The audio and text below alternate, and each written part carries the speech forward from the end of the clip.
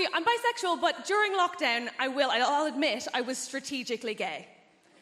I think that was the only way to go. When dating became such that you had to meet strangers in parks, and also you had to believe the other person when they said they washed their hands. I'm not doing that with men. I also think that ultimately, if you are bi, I don't really know why anybody would be choosing men. Yeah, no offense, it's just that we smell better and you're violent. So...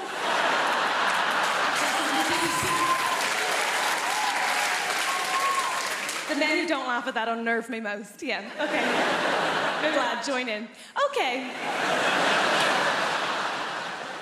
There are good things about being broken up with. I think one of my favourite things is that I had to get my house sorted, so I got a bunch of DIY done. I think DIY is amazing. DIY, in particular, there's one silver lining, and that is that DIY reminded me of something I had long forgotten the point of, which is, of course, men. You're amazing, aren't you?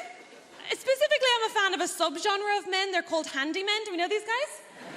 Oh my God, they're wizards. I love them. They do magic. I adore them. You're not sold. That's okay. I had one lad in one day, had a bunch of photos and art on the floor, left, came back, on the wall. Oh, I'm sorry, these guys are defying gravity and you're not impressed by that? Incredible. I'm obsessed with them. I love them.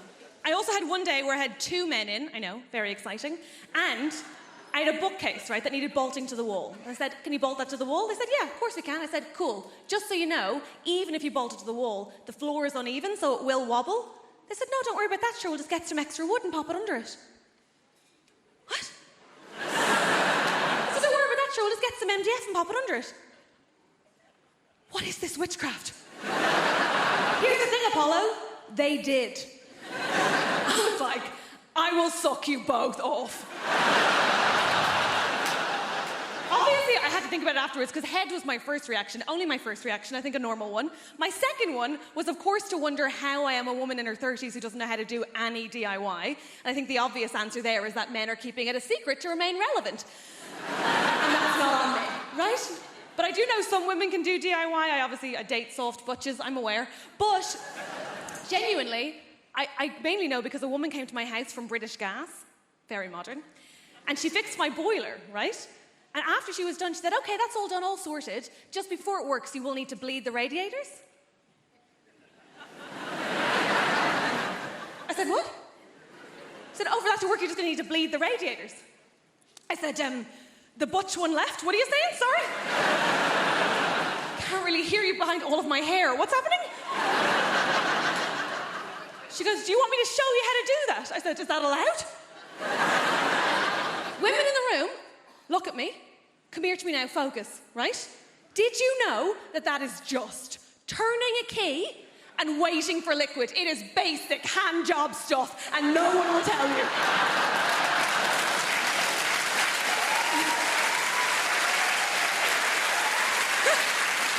Here's the thing.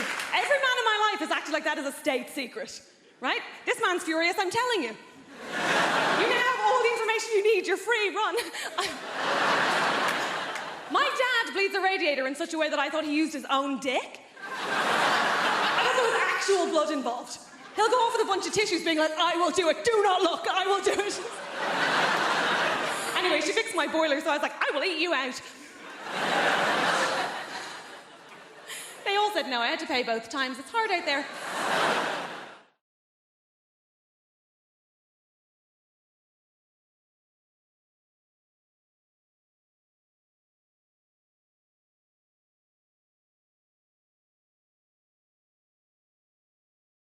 I'll be honest with you, folks. I was involved with a man a few years ago, okay?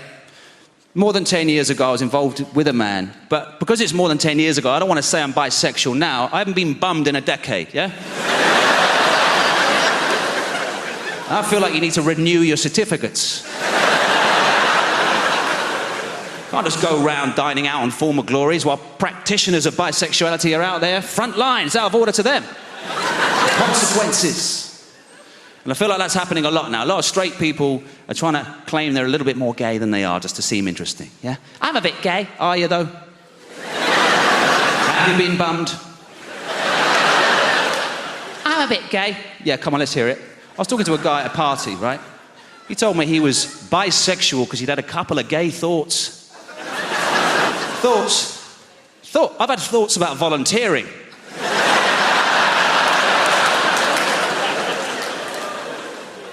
Have I volunteered? Have I fuck?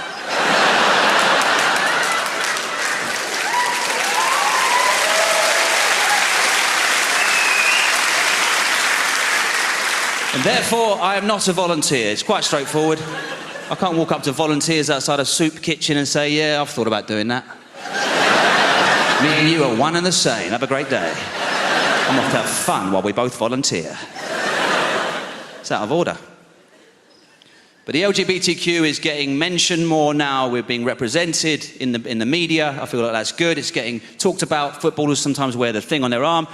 But sometimes you're thinking, is this a company just being a little bit, do you know what I mean? Just being a bit naughty and trying to seem, okay, you're on side. All right, I was outside Sainsbury's. On the window, it said, Sainsbury's proudly supports the LGBTQ. And I'm thinking, how exactly does this play out, Sainsbury's? What is this support you're talking of? Do you send your reps down to gay orgies? To cheer them on from the side? Go on, son, that's it, put it in the bum. Yeah. The hairy one, that's it. Yeah, that's right. Do you want a bag for that, boys?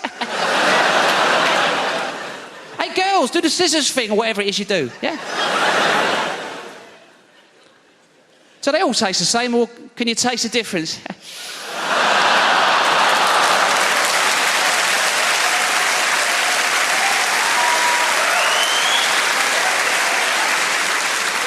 Sainsbury's supports this. Good for you.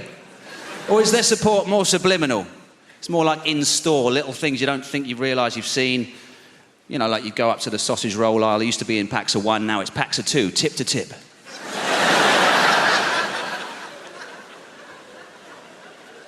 So that when you do see 2 cocks going at it, you think, where have I seen that? I've seen that somewhere before. That's fine, because I know that. I've seen that. But, you know, to be honest, when I was involved with this guy, it wasn't about him being a guy, it was about the connection we had, right? I didn't really care about his gender, which I guess makes me a pansexual back then, but I didn't stick, so I'm more like a non-stick pan.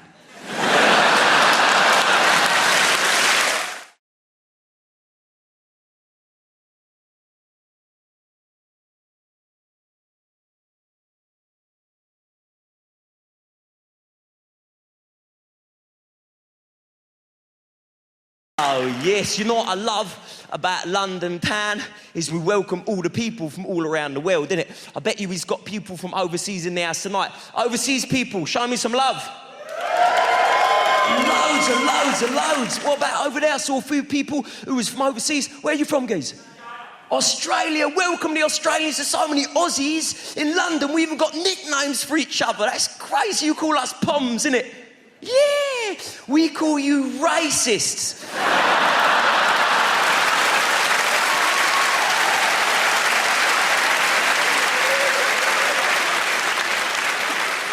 Welcome, you legend, my man. Do you miss it out there, all the beaches and the barbecues and all that? Yeah, probably about time you pissed off home, innit?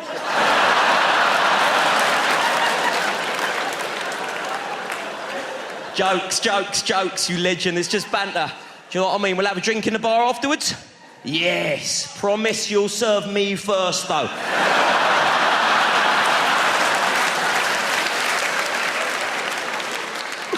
Welcome to you. This isn't this nice, all the different foreign people. Who else has we got in the house? Yeah, legend over there. You're proud of where you're from. Where you from? Wales. You idiot.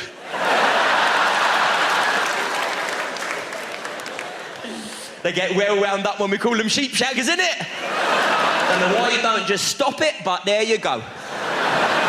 Welcome, geese. I've been to Wales. It's a nice place, isn't it? It's even like a time difference, ain't there, which I couldn't believe. Yes, I was in Swansea. They're about 8 years behind.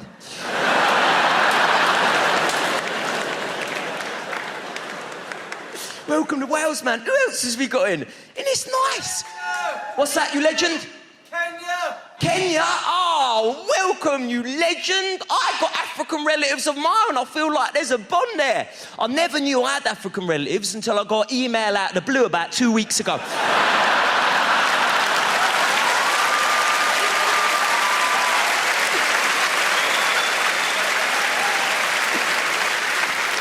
welcome. I love it all, man. All the different cultures, all the different things, different accents. Ain't that fun? Everyone's got different accents. I hear different accents, I think of different things. I hear like Australian accent, I'm thinking sport. You know, I hear Italian accent, I'm thinking food. I hear Indian accent, I think I'm about to be put on hold.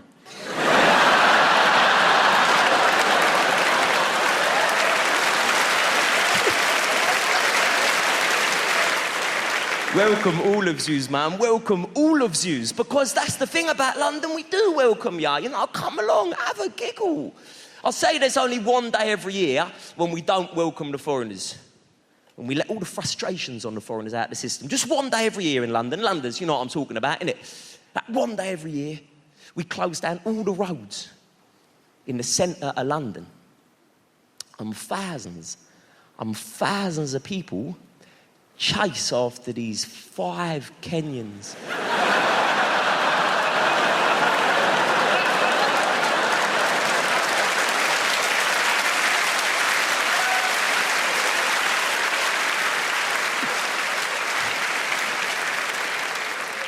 And a load of people in wheelchairs. It's not nice. You were excited about the release of Windows 7, weren't you? You're not normal, are you, Will? That's what it boils down to. You worry me, and I'll tell you why. Yeah? I mean, you're a nice lad. But what you're forgetting, and that everyone else here has remembered tonight, is that today is tomorrow's history, isn't it? Yeah? Think about it. Today is tomorrow's history. And yeah, history's written by the winners, Will. Yeah, French history books, of course, are blank from cover to cover. The point is...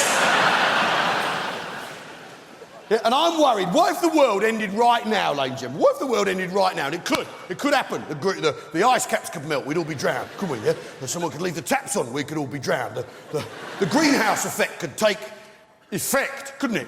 And the world would be plagued by a plague of tiny green unripe tomatoes. Yeah, it could happen. Yeah?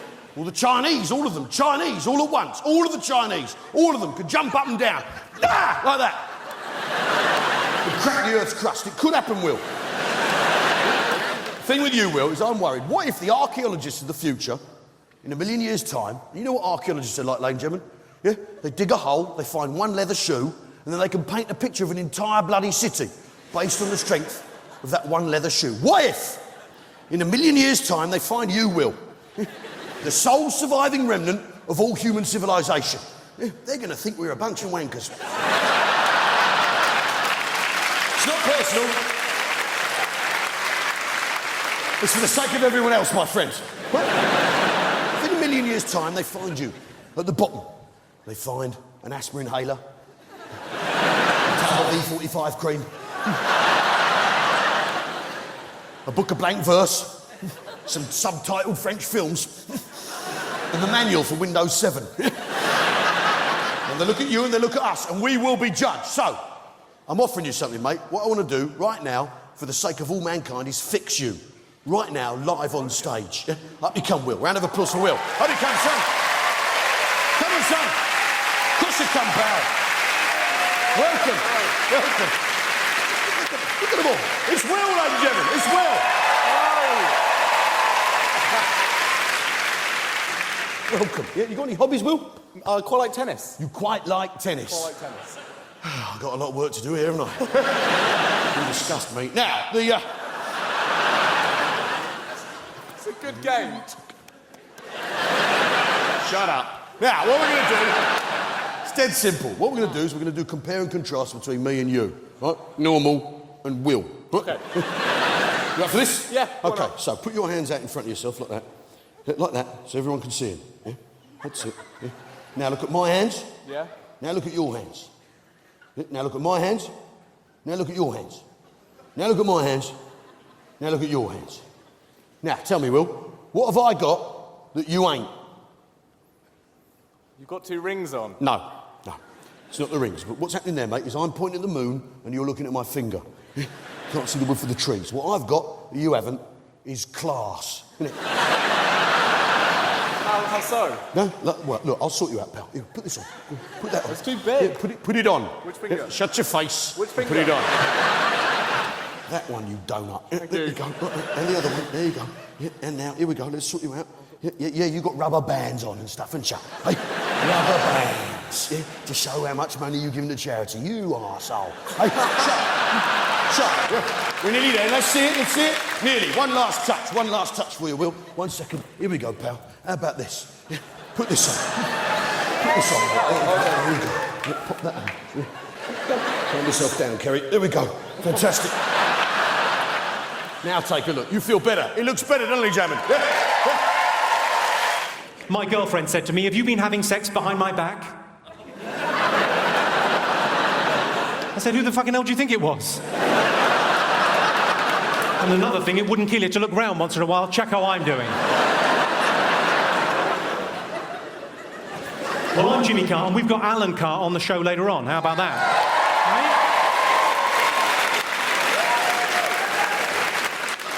I keep on getting mistaken for Alan Carr, so what I've done is I've stopped sucking men off.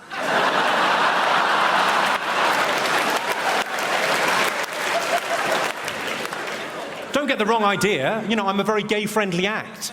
I was asked last year to judge Mr. Gay UK. I said, no problem at all. He's against nature and against God, and he's going to hell. Right, who have we got in the audience this evening? We've got Nikki Hambleton-Jones is in. Hello. I've seen your show. Yours is the one where you get ladies naked and then they cry. We've all been there. For me, that's a very successful Friday night out. Have we got James Morrison? Is James Morrison in the house? Where's he? Can't believe it. Hello, James. How are you? An amazing musician, especially if you find James Blunt a bit rocky.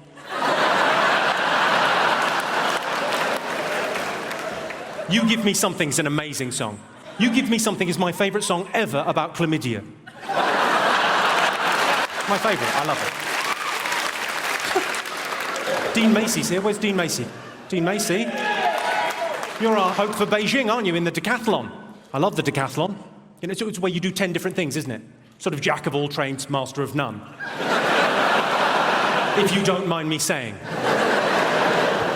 The 2012 Olympics is going to cost £8 billion, which is, you know, a lot of money. It's probably going to bankrupt London, but you can't put a price on 2 bronze medals in cycling.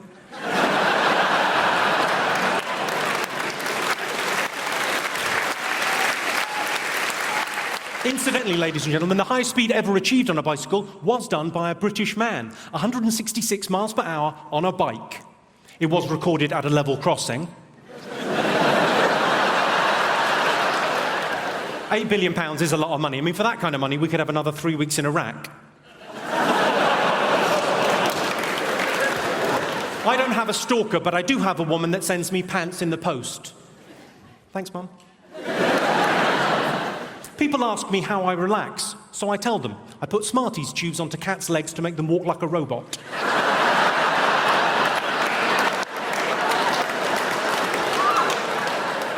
If I'm really stressed, I make them go down the stairs.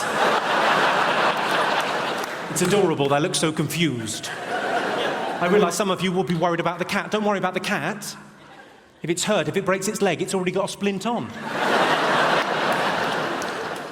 I should warn you, don't kick off this evening. I'm middle class, but I'm hard. Al dente, you might say. If you got the al dente reference, you're middle class too. Well done. I've got quite a posh voice, though. Would you agree with that, Hammersmith? It's quite a posh voice, but we've all got a phone voice. Mine's quite breathy. I quite like those phone sex lines. I like them because they're the only place in the world where premature ejaculation is an advantage. I once came in under 75 pence.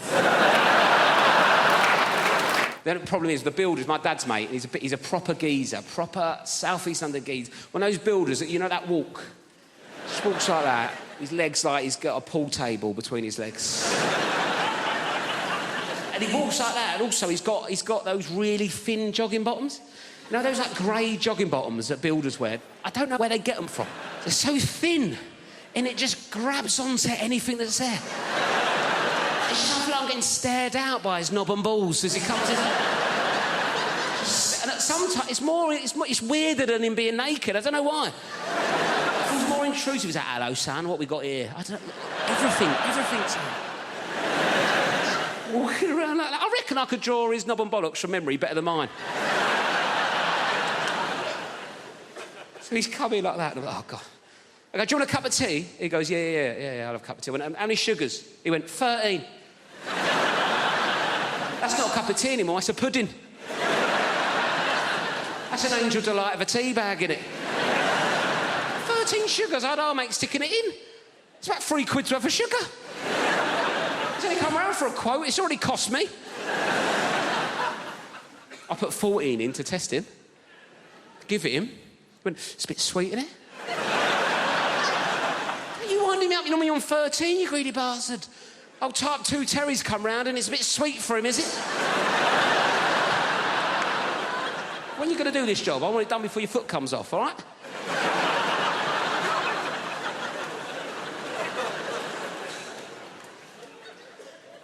Anyway, I had a Kit Kat in the fridge, right? I thought, right, let's get him back on side of Kit Kat, right? He's into sugar. I like introducing people to new things. See if he wants a Kit Kat.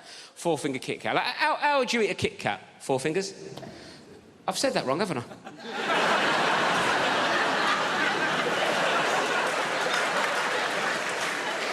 I thought you looked at me funny. Sorry, I said that like it was your name.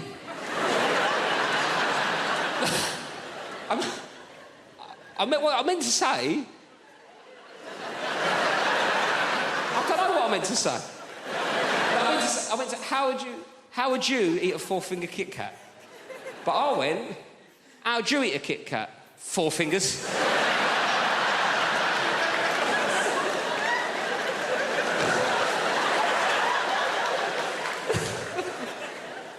Oh, God. Hello, 4 fingers, how's it going? Who needs funds, eh? Me to smoke by the looks of things. Sorry about that. Not an ideal nickname for a young lady, is it, really?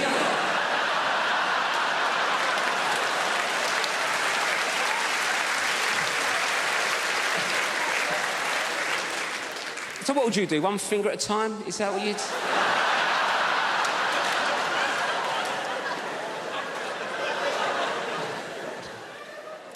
Should we start again? Sorry, what's your name? Anita. Nice to meet you, Anita. Sorry for calling you 4 fingers. Anyway, Anita, how'd you eat a Kit Kat? That's what I was going for. 1 at a time. 1 at a time, right. 1 at a time's a normal approach to a 4th. Got there. Yes. Anyway, 1 at a time's a normal approach to a 4-finger Kit Kat, isn't it, right? I gave this builder a 4-finger Kit Kat. He picked it up, put the whole thing in his mouth at once. Bit into it like he was eating a bun. Dirty ogre sugar bitch. What kind of animal is one popping a 4-finger Kit Kat? I was going to be a doctor, got as far as A-level biology, and we had to cut open a rat. Remember that? You had to cut open a rat, and I discovered I couldn't stand the sight of blood or anything vaguely biological. Just had to switch it up. I was like, Mum, I had to tell my mum the doctor thing wasn't going to work out, but it was all right. I said, I'm going to be an engineer. And my mum was like, engineer? It is on the list, okay. And then she turns to my younger brother, you will be the doctor. And that's how it ran in my family. She wasn't impressed when I decided to become a comedian. That conversation didn't go very well because I was an engineer. I worked as an engineer for years. I used to work for Otis, repairing lifts. That's what I did. And my mum was proud. Yes, my daughter, she's an engineer. And then I left that and decided to become a comedian. My mum was not impressed. She's like, comedy. Comedy? What the hell is comedy? I'm going to tell my friends in Nigeria. My daughter is a clown.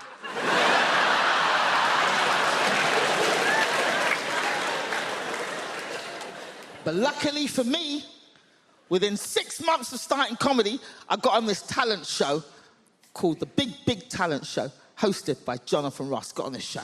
So I called my mum. I was like, Mama, I got through to this big talent show. It's going to be on TV. I'm through the quarterfinals. And my mum was like, oh, yeah, that's good. Very good. Interesting. Very good.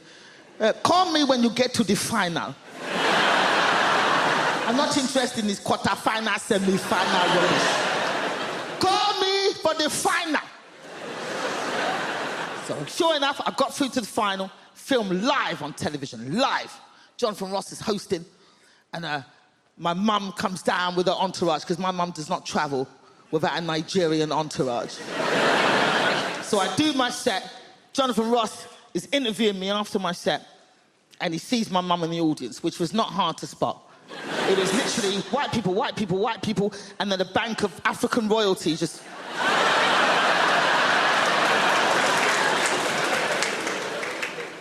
So Jonathan points to my mum and he goes, "Is that your mum?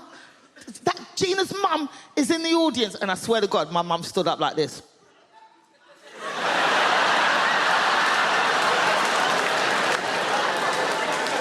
Yes, that is right. I am the reason the clown is here. I am the reason. I always knew she was going to be a clown. When she was 3, I bought her the big shoes. So my mum only comes out for the big shows. She only comes out for the big shows. And in fact, my mum is here tonight. Where's my mum? Where's my mum? Where's my mum over there? She's here. Where's your mum? Oh, look at her, standing up. Look at her, there she is. All right, you can sit down now, mum. You can sit down now, mum. This is my show, mum. It's my show. It's my show. Do you have a barrister here? Yeah, so we're close. Who you are? What's your name, champ? Mark. Mark, and Mark, what do you do? Trainee solicitor. You're a trainee solicitor. Okay, so you don't get to appear in court, do you? No.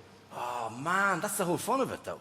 That would be the gas part, just appearing, just doing the walk in front of the jury. Oh, ladies and gentlemen of the jury. Now, that would be the real gas of it all. You don't get that, do you not? No. No. Oh. Here, let me find out your instincts, though. Maybe you made the right decision, right? When you get to the end of a jury, right? When you get to the end of a jury, you're walking along, no, and you get to the end, right? And the jury's here. Which way should you turn? Back on yourself. But like this? Yeah. Yeah. See, that's why you wouldn't have made a good barrister.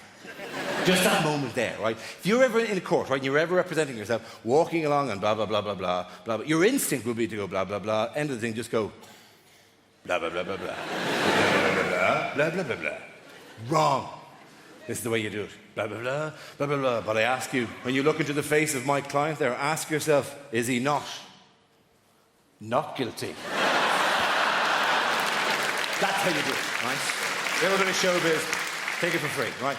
Anyway, this psychic, this nameless psychic was on recently, this is a completely true story, was on a couple of days before me in a theatre somewhere, right? And died roaring, couldn't do it, genuinely, and to the point that the audience turned. The audience were just looking at her going, you can't do this. You're actually bad at this, right? You can't. And they started taking the mickey. I started going, give me a name, give me a woman's name. Tracy, perfect, Tracy. Let's call her Tracy, right? Tracy. And the audience started going, Tracy, what about my mother? And Tracy would go, is she dead? And they go, no.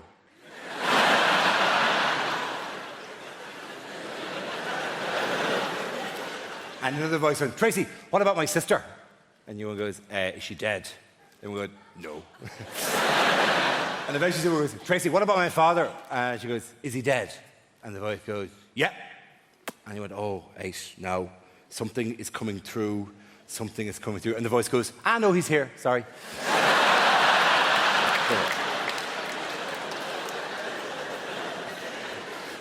They're glorious. They're fantastic. They're fabulous people. So we had that chat with Andy. We talked to James again. We talked to Julia there. The one person I really wanted to talk to was, well, actually, was a few, but Melissa from the property shows. Where's that? Hello, how are you? How's yourself? Good to have you here. You do the property shows on BBC Daytime, don't you? I do. You do? Yeah, well, you did. What are you going to do next year? Not so much in the property now, is that? That's a kind of a topical one there, isn't it? Do you know what I mean? Like, I'm just picking, you know? What are you going to do? A show called We're Staying Here? Or, actually, the schools aren't that bad. No, do you know what my favourite is? My absolute favourite? The best of all, right? Not grand designs, not location, with respect, not homes under the hammer. Property Ladder is the greatest property show in the world, right? For one simple reason, right? Property Ladder. You know the one I mean? Yeah. Very good. Brilliant. Best, almost the greatest television show, because uniquely, historically, it's the only television show ever that has an expert that nobody pays a blind bit of notice to. Every week, Sarah Beanie comes in and goes, Magnolia, and they go, no, we're painting it black. Every week, week, she's going, no, please, what are you doing there? We're digging a hole in the hallway to put a swimming pool in. What? She must be off camera every week doing, why am I even here? They don't even listen to a word I say. Every week I give advice and then they make a big profit and they think they're as good as me. Well, they're not.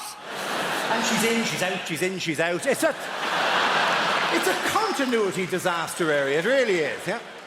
I'm not saying anything against her being pregnant, but it does kind of give away how long it takes these people to do a bit of basic plumbing, you know what I mean? In the time it's taken them to plaster the back bedroom that she's been in, she's had 4 kids in the time they've taken them to that. Just stick her in a poncho in episode 1 and be done with it, right?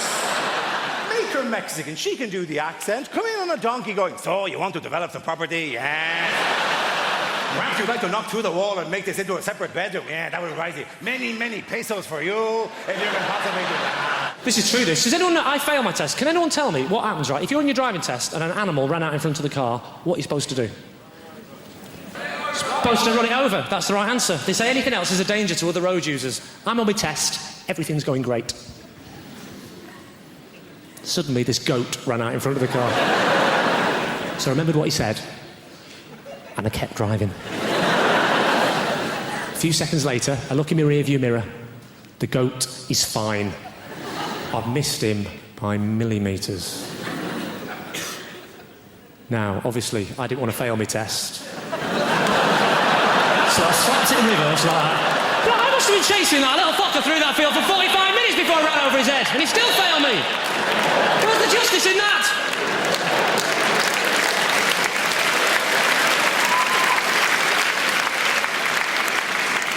You actually look a bit like my driving instructor, madam. With those fantastic specs and that hair. You've gone for the old Eric Morecambe meets Demi Moore look, haven't you? That's fantastic. Actually, lend me those glasses for a second. Just, you do. What's your name, madam? Lyndall. Where are you from? Mordor? Lyndall. My name's Lyndall. Are you searching for a ring? That's Australian. Oh, fantastic. I'm not going to take the mickey out of the Australians. You're the same as us, aren't you? Different pronunciations, you know. You say yogurt, we say yoghurt. You have prawns on the barbie, we have yoghurt. You use KY jelly. It's yoghurt, I'm not explaining them all. You say BYO, we say good guess. The question was, how do you spell boy?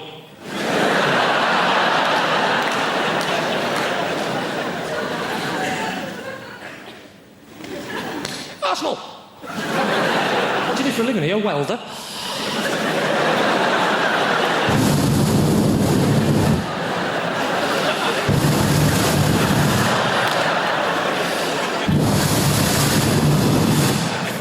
It's true, actually. My driving instructor wore glasses. This is the other issue for me as well. We're driving down the road. She said, what I'm going to do is I'm going to slap my hand on the dashboard. I want you to make an emergency stop as though a small child has stepped out in front of the car. Before he could put his belt on, or she, doesn't matter because I'm making it up, right?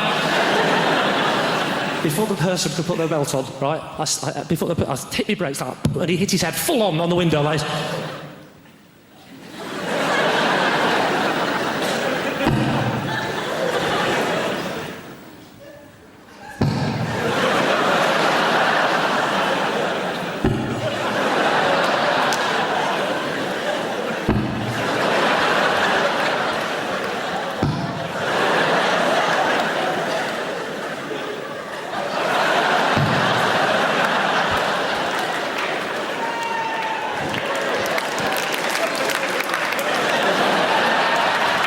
I'll just show it off now. Oh, hi, Joe. Hey. Hey. When he turned around to me, he said, why don't you wait till I slap my hand on the dashboard? I said, there's a child's life at stake here. I haven't got time to mess about with games, mate. Oh, sorry, you didn't see any of that, did you? No, sorry. You were just sat there, weren't you, going, what's he doing? What's that noise? Has he got a kind face? That has done me the world of good. Thank you for that.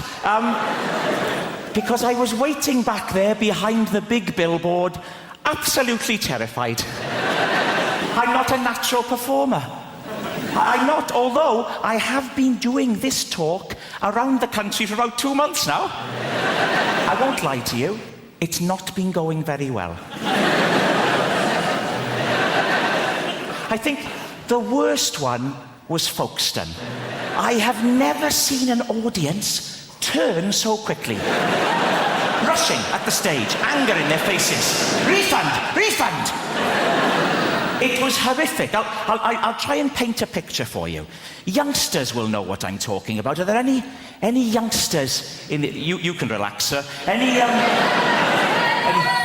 Well, there's a youngster. What is your name, sir? Riyadh. What's that? Riyadh. Riyadh. What? Riyadh with a Z. Riyadh with a Z. All right, it's not Sesame Street.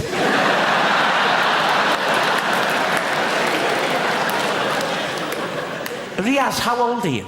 18. 18? Shouldn't you be wearing a hooded top? Get out of my shopping centre!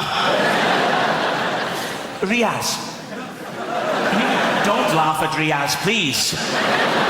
You'll know what I mean, Riaz, when I talk about stage diving. Are you familiar? You won't know what I'm talking about, sir, but this is when a rock star, like a Kurt Cobain or a Duncan from Blue, they run and they leap, and you're right to be afraid, you're right to be afraid. They leap onto the audience, Riaz. It's terrifying. The audience grab hold of them and manhandle them. Turning them around like that, all over the place. Terrifying. Now, what happened at Folkestone was almost a complete reversal of that. with people just rushing at the stage. It was appalling. But I don't think we're going to have a repeat of that tonight. I don't. Because I'm already getting a lot of warmth from you.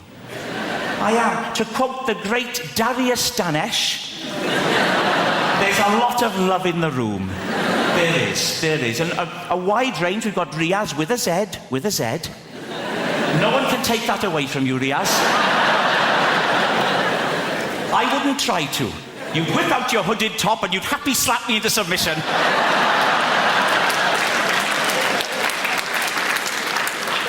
But it's a friendly crowd. We've got a proper... Look, here we go. Right down in the front, there's a chap here wearing a T-shirt with a slogan on it. Unbelievable. A grown man. What is your name, sir? Chris. Chris, with a Z? Riaz, you're one up. You're ahead. I'll bet there aren't many other people in the whole building who have a Z in their name, in all honesty. Unless Zebedee's joined us tonight, which I think is unlikely. So you're a Chris. Yes. Chris. And what's the idea with the T-shirt, Chris? Is it Rag Week? People ask me all the time, so Rich, how did you end up becoming a comedian? And I always say, why do you say end up, like I made a mistake? It's kind of a polite conversation you have with a tramp. So fella, how'd you end up in a skip? The most fantastic job in the world, right?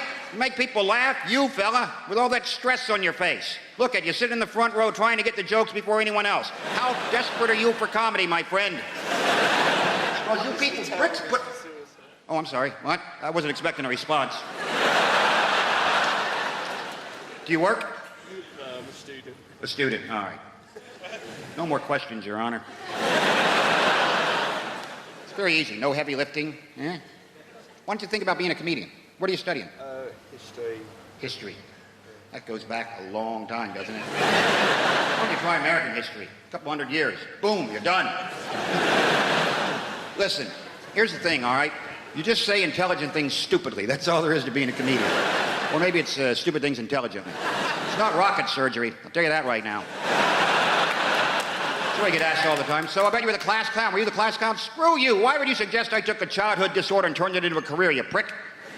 No one ever says to a hooker, were you the class whore? I bet you were the class whore, weren't you? Let the mystery be. I love watching Brits snap. That is the greatest thing in the world. When a Brit snaps, you don't even know they've snapped. It's not like Americans who take out 8 or 9 people with a high-powered rifle because they're social animals. Brits snap and you go, 2 hours later thinking, I think that guy snapped while I was talking to him. At that point where he crushed the pint glass with his hand, he was a bit pissed off. That's why when it comes to a war on terror, something we invented, the war on terror, because Brits would never have a war on terrifying, because what's not terrifying to Brits? Everything. They just don't show it, right? Brit, you've had giants plucking your daughters out of villages a couple thousand years ago. Look that one up, history boy. It's true. So the basic British reaction to anything terrifying is this.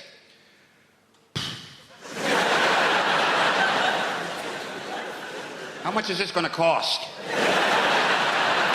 You can't really terrify. That's why I'm pretty sure the war, the whole terrorism thing, I think the terrorists have just kind of given up on Britain, because what can they possibly do, right? Listen, I would never compare the scopes of tragedy of, say, the World Trade Center to the bombs that blew up in London, but the reaction is completely different, right? America still has this entire culture of fear about terrorism.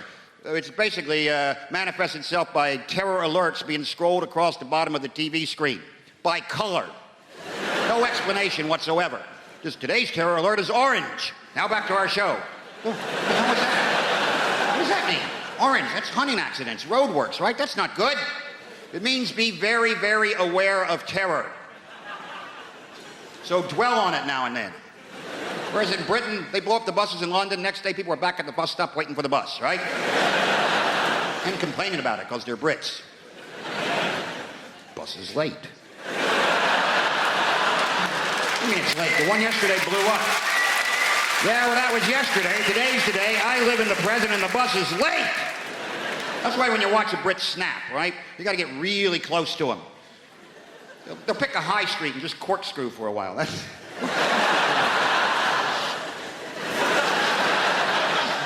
Not even knowing what direction to... What direction is corkscrew anyway? This is bullshit. And then you get too close and then you get sucked into the vortex, right? Are you okay? That moment when a Brit truly snaps, and it looks like this. I'm going to write a letter. That's it. I've been pushed to the brink, you bastard. Nobody treats me like this, you son of a bitch.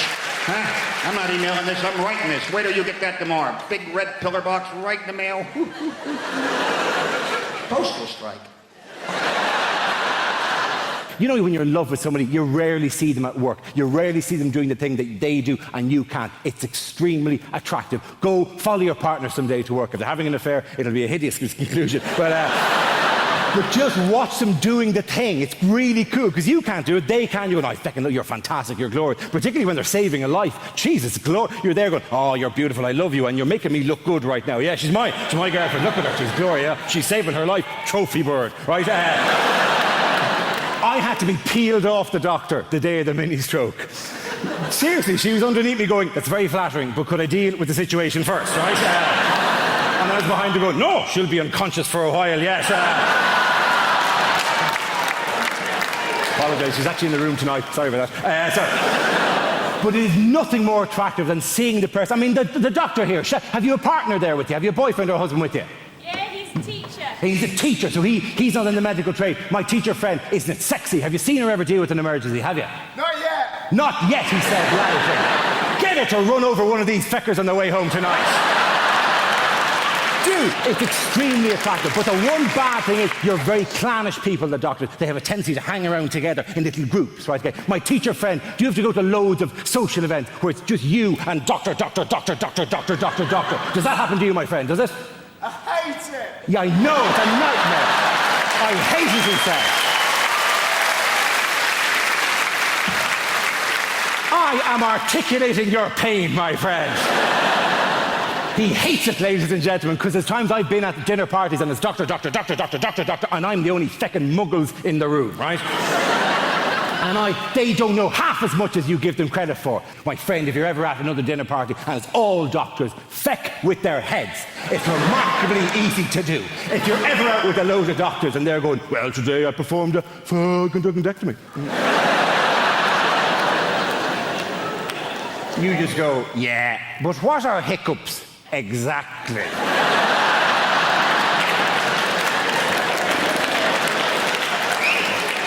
There's many competing theories at the moment. And then you go, why, if you stay in bed longer, do you feel more tired? It's It's not my speciality, that particular field. Does time heal all wounds? Who the fuck invited you to this dinner party anyway? What are the Oil of Olay 7 signs of aging?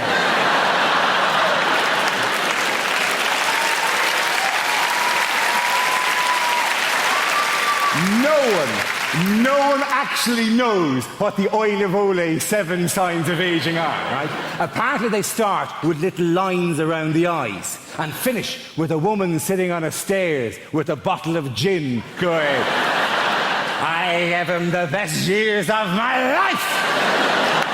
And it takes a feckin' hell of a cream to get rid of that, let me tell you. Doctor, one final question. Doctor at the back there, my surgeon friend, liver and pancreas, answer me this. What are hiccups exactly? Diaphragmatic irritation. A diaphragmatic irritation. Good woman yourself. Very good.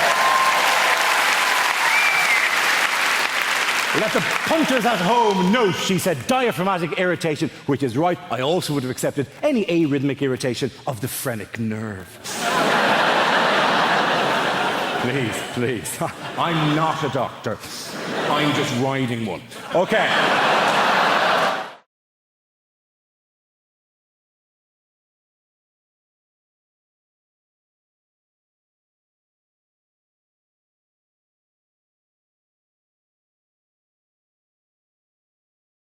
I'll tell you something.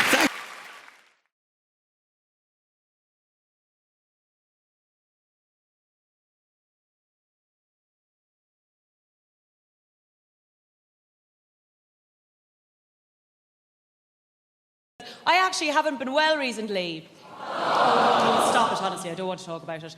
But if you insist. I really haven't, though, so that's why I'm delighted to get here today. I was rushed to A&E recently with terrible abdominal problems.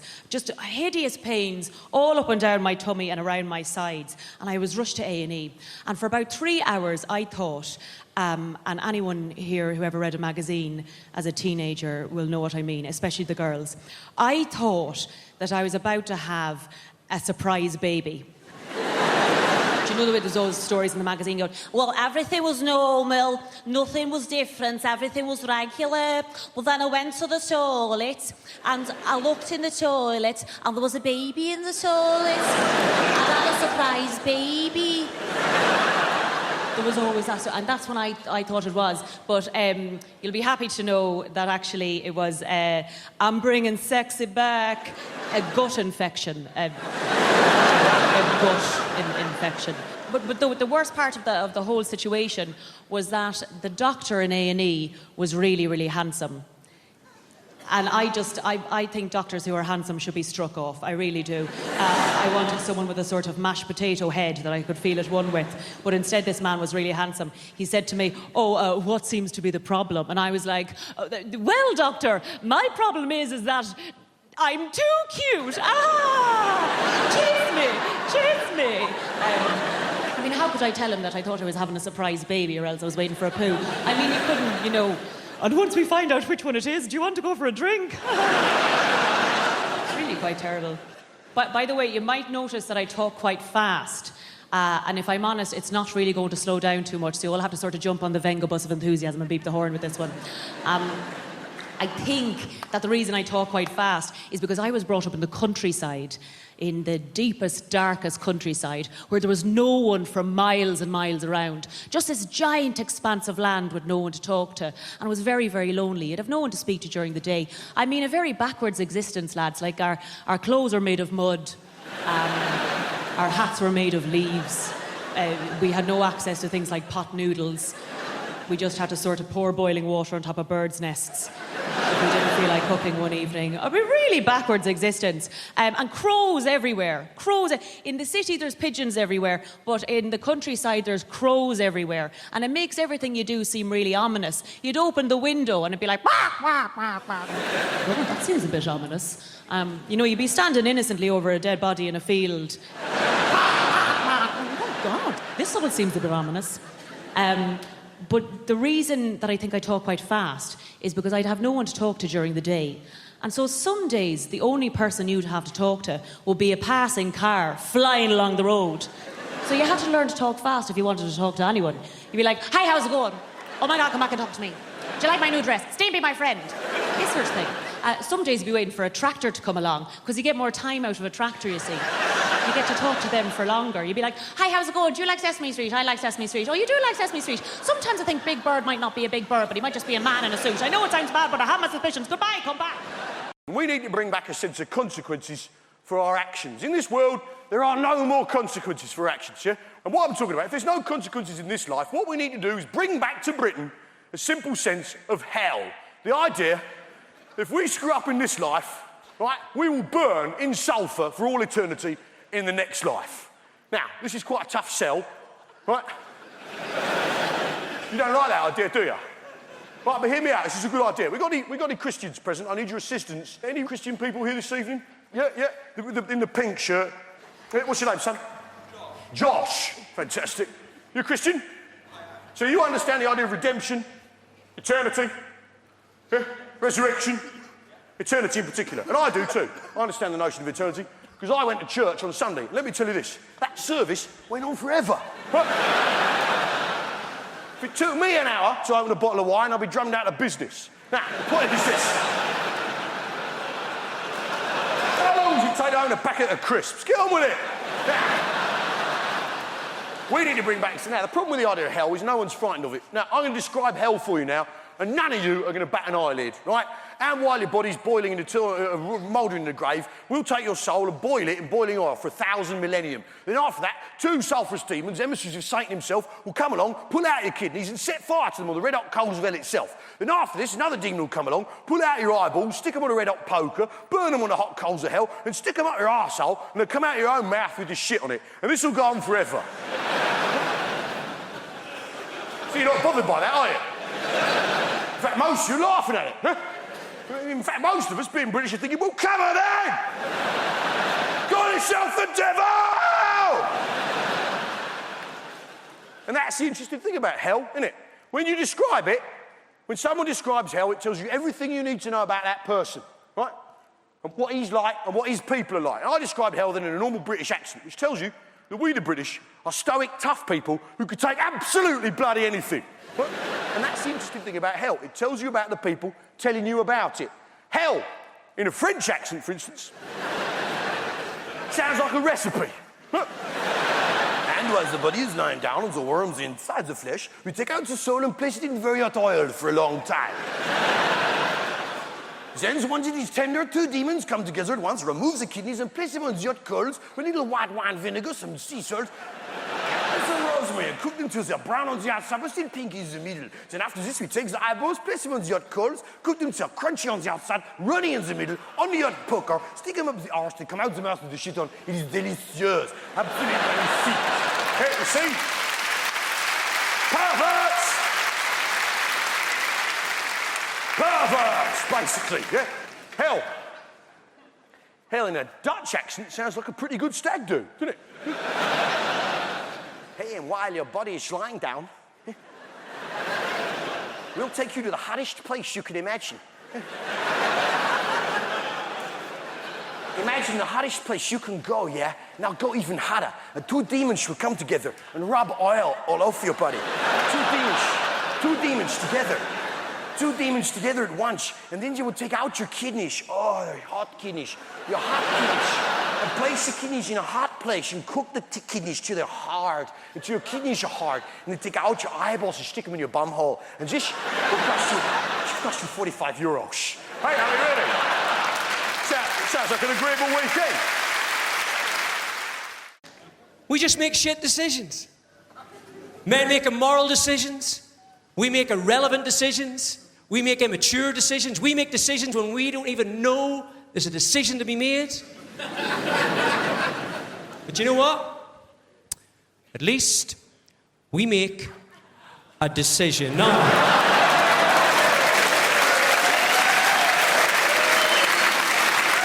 Yeah.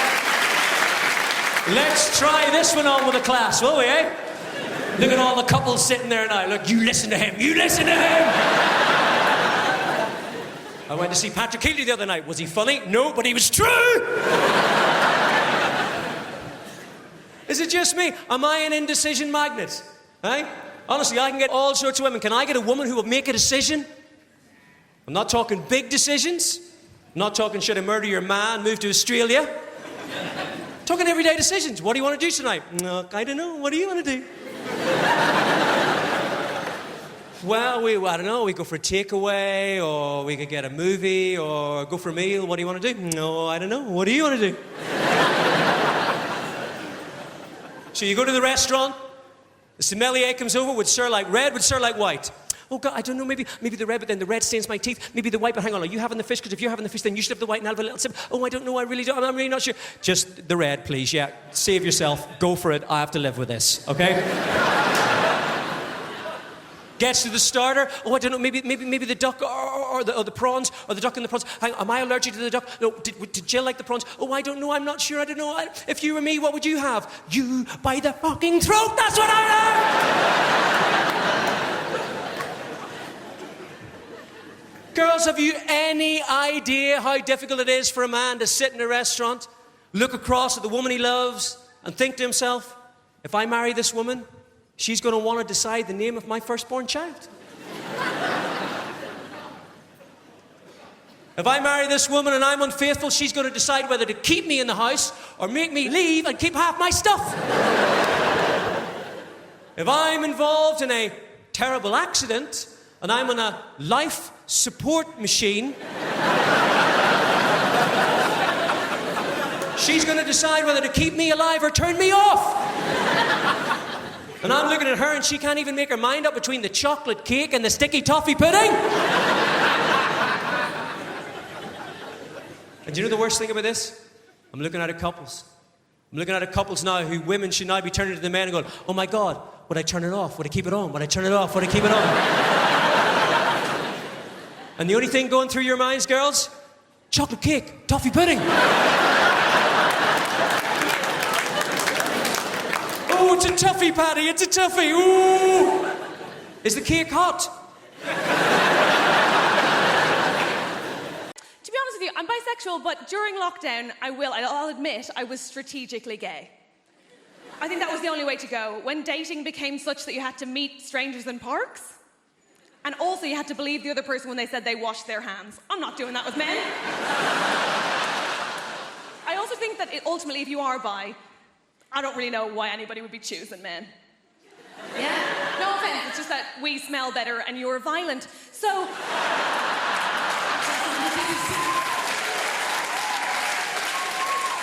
The men who don't laugh at that unnerve me most. Yeah, okay. Good lad, join in.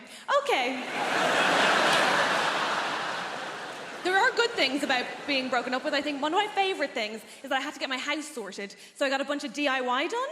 I think DIY is amazing. DIY, in particular, there's one silver lining, and that is that DIY reminded me of something I had long forgotten the point of, which is, of course, men.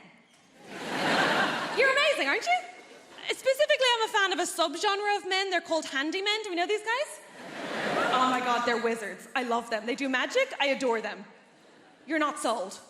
That's okay. I had one lad in one day, had a bunch of photos and art on the floor, left, came back, on the wall.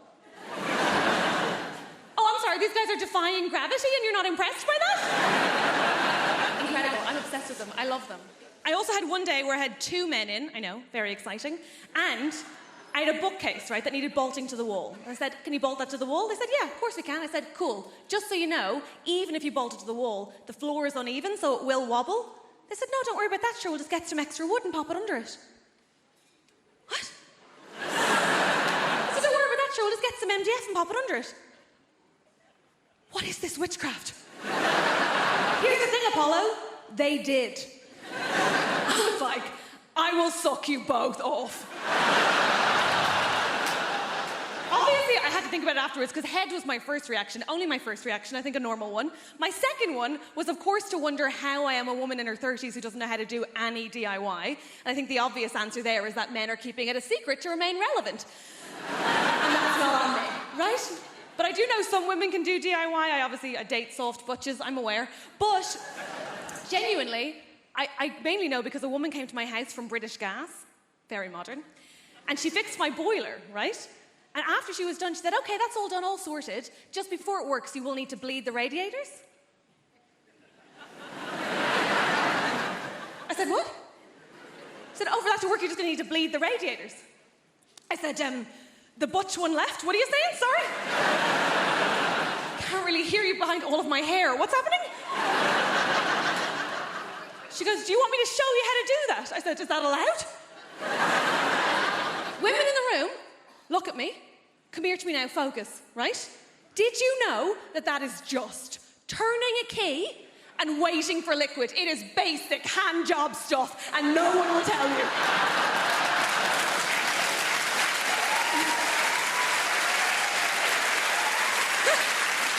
Here's the thing. Every man in my life has acted like that as a state secret, right? This man's furious, I'm telling you. You now have all the information you need. You're free, run. My dad bleeds a radiator in such a way that I thought he used his own dick. I thought there was actual blood involved. He'll go off with a bunch of tissues being like, I will do it, do not look, I will do it.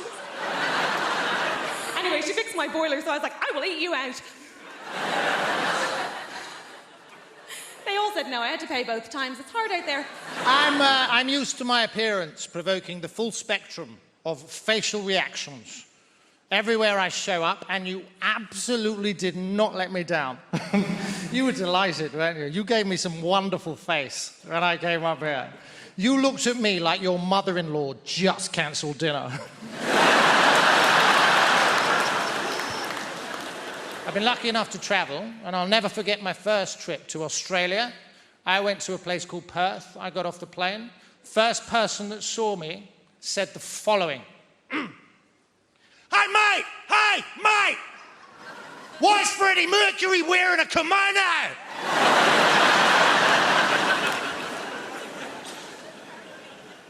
Huh. Hey, mate, why is Freddie Mercury wearing a kimono? Now, this man opened the interaction with the words, hey, mate. Our eyes met, right? I was the mate. Case closed. Then he said, why is Freddie Mercury wearing a kimono? I looked around, there was nobody else there. I was persons 1 and 2 in the rhetorical question. I've never met this man, and already, grammatically, I'm on the back foot. I wasn't going to put up with that. You would have been proud of me. You can't show any weakness. I summoned up every ounce of testosterone in my body. And I fired it ocularly at this chap. And I said, I think you'll find that this is a smoking jacket. Yeah, I showed the bugger. There's a lot that's not made sense, though. And one of the things that I still struggle with to this day is how uptight us Brits are. I didn't realise in the UK, how are you is a rhetorical question. How are you is a rhetorical question. If somebody from the UK asks you how you are and you tell them, they would be mortified. Now, there are geographical anomalies, I'm delighted to say. If you ask somebody from Liverpool how they are, they will tell you. 10 times out of 10, and I love them for that. Now, from personal experience, they oscillate wildly between 2 very distinctively different states. The first one is thus. How am I? I'm sound, mate. I'm buzzing. I'm having a belter. Do you know what? Work's sound. Air and doors is sound. Even our Anthony's being sound. Look at the weather, lad. Cracking the flags. I love you, kiddie.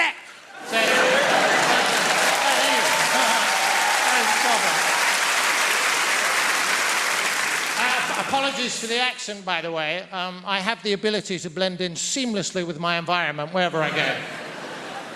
I feel an energy, I match it, we become almost indistinguishable. Silly. Now, that's the first state. Now, the second state of Scouse being is rather different, and it is as follows. I'm fuming, lad. Oh, don't you start, lad. I am fuming here, mate. I'm fuming. I am fuming. I'm up the wall with work. I've seen me arse with my dad. Everton to being shite again. You're doing my fucking head in. I am fumigating here, kid.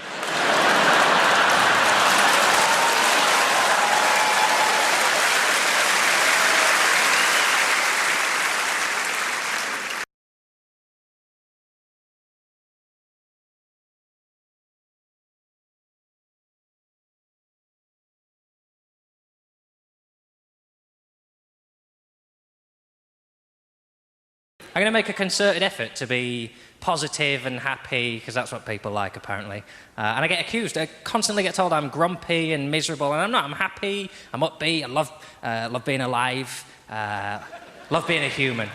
Being a human's unbelievable, isn't it? If you're a human, you really have nothing to moan about. I realised this year that being a human is the best on the planet. I was on a plane eating a chicken sandwich. That's not it. It's pretty good, though. I thought, I am eating a bird whilst I am flying. Unbelievable! I, a flightless land mammal, am consuming a bird in mid-air. Never mind the fact I just ordered a gin and tonic in a cloud. And it's because I think being a human is so easy that that's why I get annoyed with people, because people don't seem to try as hard as I would like them to about life. And I am a perfectionist. Give us a cheer if you're a perfectionist. Fair few of you. The rest of you are annoying. You say it now, because you go around and you make mistakes and you drop things and you laugh about it because you think it's part of life's rich tapestry. It isn't. You should be trying harder. I'm like a massive perfectionist to the point that every mistake in my life counts the same. So, in my world, dropping a spoon is the same as running someone over. In that you didn't mean to do it and you did it, so you have to get angry about it and make sure it never happens again. And I watch people make mistakes. I came into London last year to do some gigs, and I was on the London Underground. I was on the Hammersmith and City line, which, if you don't know London, is the line that goes from Hammersmith into the city. Cockneys really don't piss around when they're naming their things. Oh, a bit of a tube line, Gary. It goes from Hammersmith to the city. Oh, yeah? What you going to call it? Don't muck about, Gary. Don't muck about. So anyway, I was on the Underground, sat down, and I knew I needed 6 stops to get to where I was going. And opposite me on the tube are 2 young girls. They're all dressed up. They're going out for the evening. They're laughing. They're giggling. They're joking. They're generally pissing me off. See, I'm not a big fan of public shows of joy, you see. My motto is, there's misery in this world. You just have to look for it. If something's broken, you can fix it, and if it's untidy, you can tidy it. And if someone's unhappy, you can make them laugh, and you've made their day a bit better. Happy people are finished. You can't help them. If you're happy, don't go out. Just stay at home and enjoy walls and ceilings. And my real issue with the happy is it's happy people who make mistakes, because they're so busy enjoying life, they've forgotten to do it properly. So I was on the Underground, and these girls are laughing away, and they're a perfect example, because they're enjoying being together so much, they haven't noticed they've got on completely the wrong train. Right? So we're hurtling off in this direction, and they should actually be going in this direction. Right? And about 5 minutes in, one of the girls cottoned on, and she tapped her mate on the leg, and she went...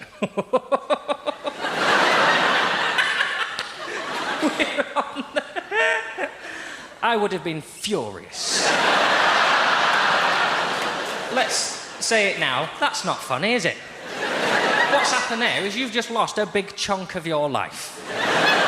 The time you were going to spend doing the thing you've left the house to do, you will now spend correcting your ineptitude. I know some people say, once you've got on the wrong train, John, there's nothing you can do but laugh about it. But the only reason you would ever laugh in this situation is if you do this so often, you've just had to learn to find it amusing. Done it again. What are we like? I'll tell you. Shit at being alive, it would appear. My name is Ardle. It is a real name. I am a real person. Don't worry, nobody ever gets my name right. Call me all sorts of things. Harry and Arnold and Aaron and Anal. That was one, genuinely. Yes, I heard that over a tannoy system at a theatre in Norwich. Could Anal come to the stage door, please? Lovely. Me being so passive, I just turn up and go, yeah, it's me, Anal. What do you want? Of course, a lot of people call me Dougal. You know why? Simply because of a character that I played in a sitcom many years ago. And just before I start, I'd like to get something off my chest, if you don't mind. Because of that character that I played in this show called Father Ted, a lot of people think I'm actually stupid. They think I'm the stupidest person in the world, and they feel sorry for me. Only last week, someone stopped my wife in the street and said, "Is he as stupid in real life?" I wouldn't mind, but I was standing right beside her at the time. I'm talking to her like she's my carer, not just my wife. And this is a true story, and I'm going to tell you this and then I'm going to move on. couple of years ago, I was in a taxi. I arrived at Dublin Airport. I live in Dublin, and I jumped into a taxi, and I asked the taxi driver to take me home. I gave him the address. I didn't just assume he knew where I lived. And the taxi driver just wanted to talk about this show that I was in, Father Ted, and he was looking at me with pity, and he actually asked me at one point, he said, "Do you remember being in it?" This is my life. People wonder why I do this. Why I travel up and down the country week in, week out, try to convince strangers that I'm a normal, intelligent human being. Well, that's the reason. Anyway, I'm in the taxi, and I'm trying to change the subject to anything at all, sport or politics, and I'm trying to impress the taxi driver with my knowledge, and I'm using big words to impress him, like utensil and testosterone, and we were getting on fine. We were about 20 minutes into the journey. This is absolutely true. I suddenly remembered that I have a car. Some of you are ahead of me. And 3 days previously, I parked my car at the airport car park. And I just couldn't tell him. I couldn't bring myself to tell him. I know how the world works. One little slip up, you'd never be allowed to forget it. "Oh, sorry, could you turn around? I'm such a big fool." No! I know he'd be telling everyone, "Oh, you'd never believe who I had in the car, that feckin' Egypt from Father Ted." So I let the driver take me all the way home, and as soon as he was out of sight, I called another taxi and I went back to the airport. But we've moved now. We've moved to a place called Pinner. We only moved to Pinner because the estate agent said to us, he said, "Oh, Pinner is a lovely part of West London." Right? West London. We get Welsh telly. It's not London. It's not London, but it is very nice. One of the things I like about where we live is it's very multicultural. I think that's one of the brilliant things about London. I think multiculturalism is something we really have to fight for. Like the school my kids go to, it was very easy to pick a school for my kids because obviously we just picked the one with the highest ceilings. But the school they go to, it's a really nice school and it's very diverse. Like we have a mum's night out once a month and all the mums from the school go and there are women there from every economic background, every race, every religion, and we have a fantastic time and the Muslim mums drive us home.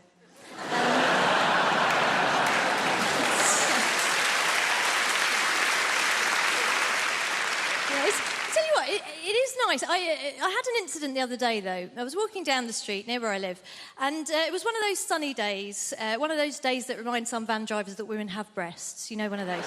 And I was walking down the street, and there was a van drove up and slowed down, and two guys leaned out of the van, and they were in classic kind of leching position. And I knew they weren't going to be looking at me because I am 44 years old. And in fact, my older friends, when I was turning 40, they said, "Oh, being over 40, it makes you invisible," right? And I have found, yes, that is true, but the brilliant thing is it mostly makes you invisible to dickheads. So it's not really a problem, it's a superpower, if anything. So I'm walking down the street, these two guys are leaning out of this van, and I see they're leching, but they're looking past me at a younger woman, a woman in her 20s, who is walking alongside me. And these guys do the classic thing. They lean out of the van and they gave this woman a very detailed appraisal of her anatomy. You know, they covered all the main areas in bullet-pointed form, very thorough. And then they went on to suggest what I can only describe as a smorgasbord of activities they felt they would enjoy indulging in with her were they not under pressure of time to get to the next plumbing job. So they did all this and they drove off. And naturally, I turned to this woman and I said, "Oh my gosh, are you okay? That was horrific." And she said, "No, I'm fine. It happens all the time." And I thought, yeah, it does when you're in your 20s, doesn't it? And we were chatting about how silly it was as we walked down the street. And then we got further down the road and the traffic had slowed down and this van had come to a stop.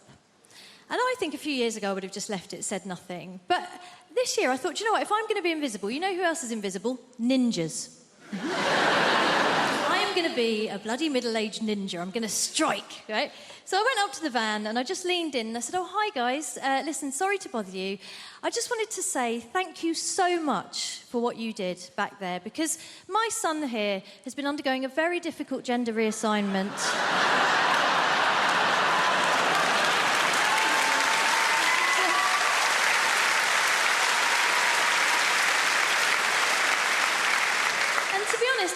worried that it's not going that well, but what you did back there really made him feel like a proper woman. Thank you. I was delighted with myself as well. But what was really special was that then the young woman next to me leaned in beside me and in the deepest voice I've ever heard, just went, yeah, thanks, guys.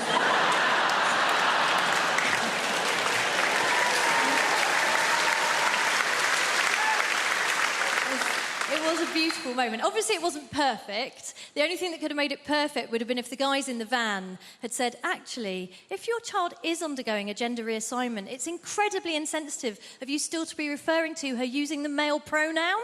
But, they didn't do that. They just called us slags. We spent 10 years looking for bin Laden. We scoured 27 countries looking for bin Laden. We spent $2 billion looking for bin Laden. Where do we find him? In his house!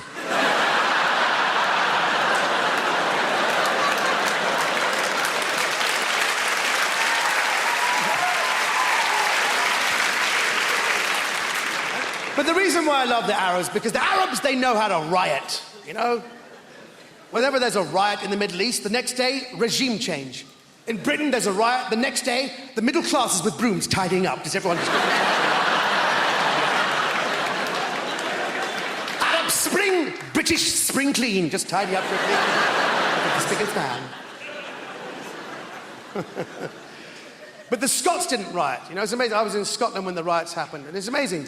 I spoke to a taxi driver. He goes, there's no way we'd riot in Scotland. There's no way. People in Glasgow know if people riot, we hit them with the water cannons, man, you know? You hit them with the water cannons and you put the blue dye. You need the blue dye in the water cannons. So when you hit them, the next day, whoever looks like a smurf, you bring them in. That's how you do it. Simple and easy, man. You ain't bothered. Wow. But man, the Arab Spring went all around the world. It started in Tunisia, then it went to Egypt and Syria. Every country in the Middle East was galvanized, everywhere except Dubai. Because Dubai is a very interesting country. They're a bit too, there's too much money there. There were people on the streets going, what do we want? Democracy. When do we want it? After happy hour. And when you go there, they always give you some kind of, there's always a guide who goes, Omid, you come here, you come to Dubai, we are the Las Vegas of the Middle East. You want girl, we got you girl. You want drink, you can drink. You want to gamble, you can gamble. All day long, girl, drink, gamble, gamble, drink, girl. Drink, girl. You want to drink, girl, we blend, girl, you drink it. You want all three? We blend, girl, you drink it, we bet how quickly you down it in one. I said, actually, no, I'm not into that all that. I'm actually quite hungry. He goes, what do you want, my friend? Anything you want? I said, quite fancy a bacon sandwich. He went, pork? What do you think we are, infidels? This is a Muslim country. Now kindly drink your woman and leave.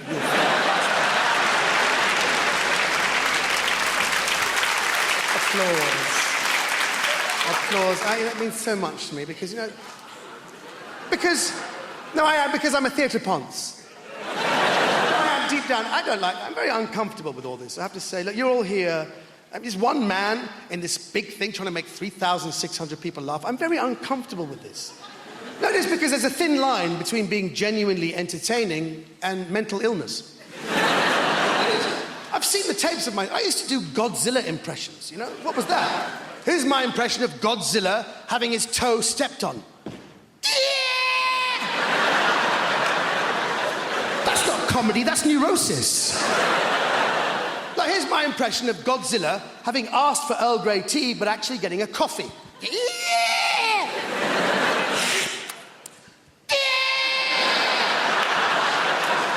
That's not comedy, that's because my father didn't love me.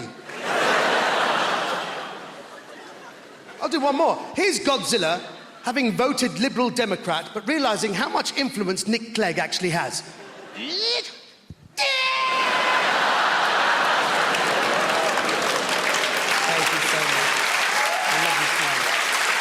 People ask me, they say, Chris, what is it like trying to raise a child when you can't see the child? It's ups and downs, you know, ups and downs. You just got to go with the flow. Can't prepare yourself, you know. She's 3.5 now.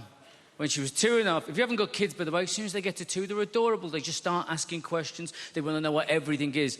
You are their source of information. They want to absorb the world. My daughter, she's 2.5. She's in the bath. I'm knelt there. I'm bathing her. She's like, what's this, Daddy? What's this, Daddy?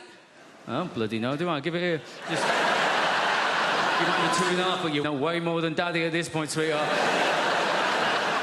She goes, what's this, Daddy? Ice cream? I was like, ice cream? Big handful of shit, wasn't it? Massive. Not like a little pebble, not like a little sweetness. Where did that cut? An impressive quantity for an adult male. I wasn't entirely sure the dog hadn't jumped in and done it when my back was turned and she just scooped it out. She just slapped it in there in one go.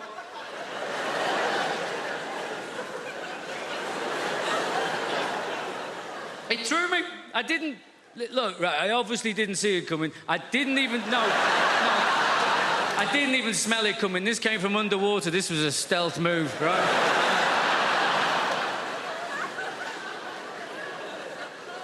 And I'm not entirely sure exactly what happened. You know, I've narrowed it down to 2 options, I think. I've given it some thought. I mean, she was 2.5. Let's give her the benefit of the doubt. She deserves the benefit of the doubt, doesn't she? Option 1, benefit of the doubt. This is what happened. She sat in the bath in the warm water. Yeah? She farts. She shits herself. She doesn't know she's done that. A few minutes later, that goes floating past her in the bath, doesn't it? She sees it there. She thinks to herself, I wonder what the bloody hell that is. That looks a little bit like ice cream. I know, she thinks. I'll ask Daddy about that. He knows about these things. He's a very, very clever man, yeah? That's option 1, isn't it? Benefit of the doubt. Option 2. She's a bloody comedy genius. She's sat there in the bath. She's got Mr. Penguin up here on the wall. She's got, hey, Mr. Penguin, Mr. Penguin. Get on this now. This is going to be brilliant. This is going to be amazing. Watch his face now. Watch his face. Watch. Keep looking. Keep looking. What am I going to do? Not only am I going to do a shit and put it in his hand, I bet you I can make him sniff it.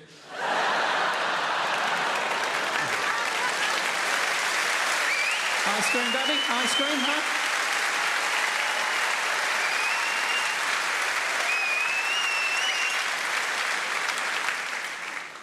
We were very lucky with my daughter. So they say you got to watch your language around your kids, don't they? That's what they say. We were very lucky. My daughter's first words, apart from hand on heart, apart from mama, dada, baba, all that nonsense, her first words were go away. That's what she said. That's all she said for 3 months. Go away. Go away. She thought it was just one word. Go away. Go away. Why? Because that's what me and my wife said to the dog every time we were trying to feed my daughter. We'd get the food out, wouldn't we? The dog would get up, he'd go on the prowl, having a little look, wouldn't we? We'd be like, go away, go away, go away. She just picked it up. We'd push her in the pram out on the street. She'd be like, go away, go away, go away. Said to my wife, it's a good job we weren't telling that dog to fuck off, innit? Because we just wouldn't be able to take this kid out of the house. My eldest daughter bought a boy ointment recently for the first time, and I think it's quite safe to say that I reacted rather badly to this incident when it took place. She brought the individual in question into the house that I paid for with money I earned. All right, Dad, this is Billy. Yeah, Billy. Right, nice, yeah. OK, yeah, Billy. Billy. Sweetheart, go and put the kettle on. Daddy's going to talk to Billy. She goes to the kitchen, she doesn't realise anything's wrong. And I start reversing this little bastard around the house. Because when you're my size, you can reverse smaller men. They just back off you like that. So eventually I get Billy into a wall. He can't go any further. And I'm like, William.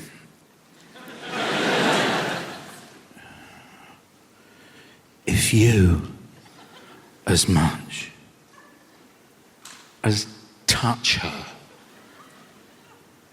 I will cut you. At which point, Young Billy started crying. But that is 6-year-olds for you, because they can't really, you know?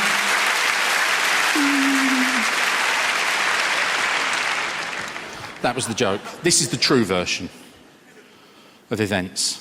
How can I start this? Okay. So, the other day, my wife and I had a meeting that I did not know was a meeting. I got in, and there was tea, and there was biscuits. And I thought, brilliant. And I sat down, and I'm drinking, oh, Viscounts, I love them. Oh, didn't even take the foil off. Oh, these are... Oh, my... Love a Viscount. And she goes, yeah, we've got to have a chat about Emily. I'm like, yeah, all right, yeah, what's going on? She goes, yeah, she's having a sleepover on Friday. I should have pointed out earlier that this is just after my daughter turned 16. That's a very important number to bear in mind. She said, yeah, Emily's having a sleepover on Friday. I went, all right, do you want me to buy pizzas? No. Because there's only one person coming. Oh, right. Right, shall I just buy one pizza? Stop talking about pizza.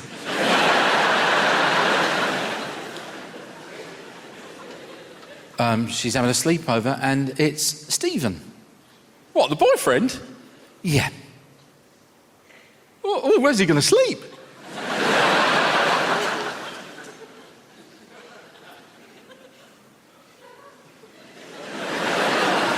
In Emily's room. Where's she going to sleep? I've got the memory of an elephant. I remember one time I went to the zoo and saw an elephant.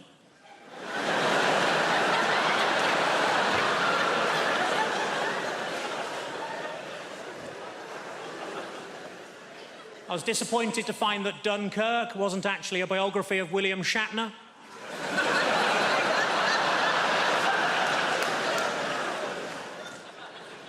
I accidentally kicked my dog early and it bit me on the bollocks. My mate said it's karma. I said, no, if anything, it's even more angry.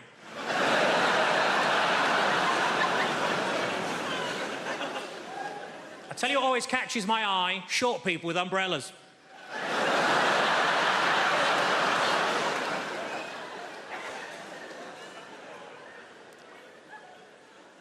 I put on a lot of weight, so I rang up Weight Watchers. I said, it's an emergency, can you send somebody round? And they said, yes, we can, we got loads of them.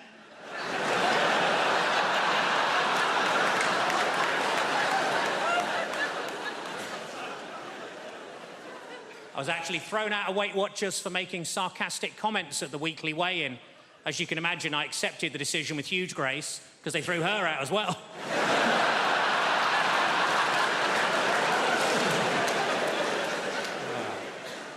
I was watching TV, the announcer said there's a documentary about the clitoris on the red button, but I couldn't find it.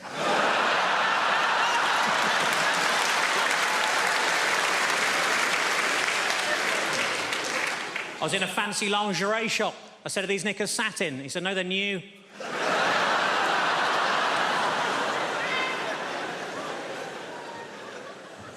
I didn't know what to get my little niece for Christmas, so I asked my sister what she's into.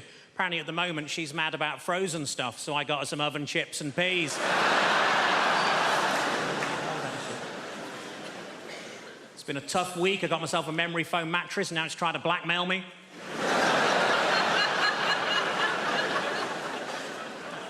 As a child, I was made to walk the plank. We couldn't afford a dog.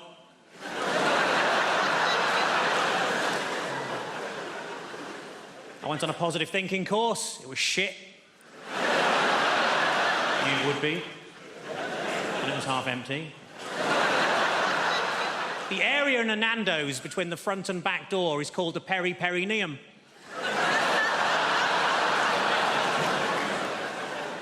What I like most about that joke is that people who know what a perineum is usually haven't heard of Nando's. Ironically, there's only a very small overlap between the two. The doctor told me to lose some weight. I said, how? He said, don't eat anything fatty. I said, what, pies, chips, that sort of thing? He said, no, just don't eat anything fatty.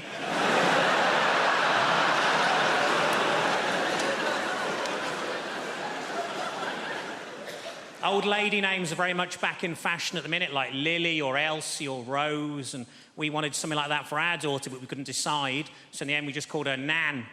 So we should grow into it.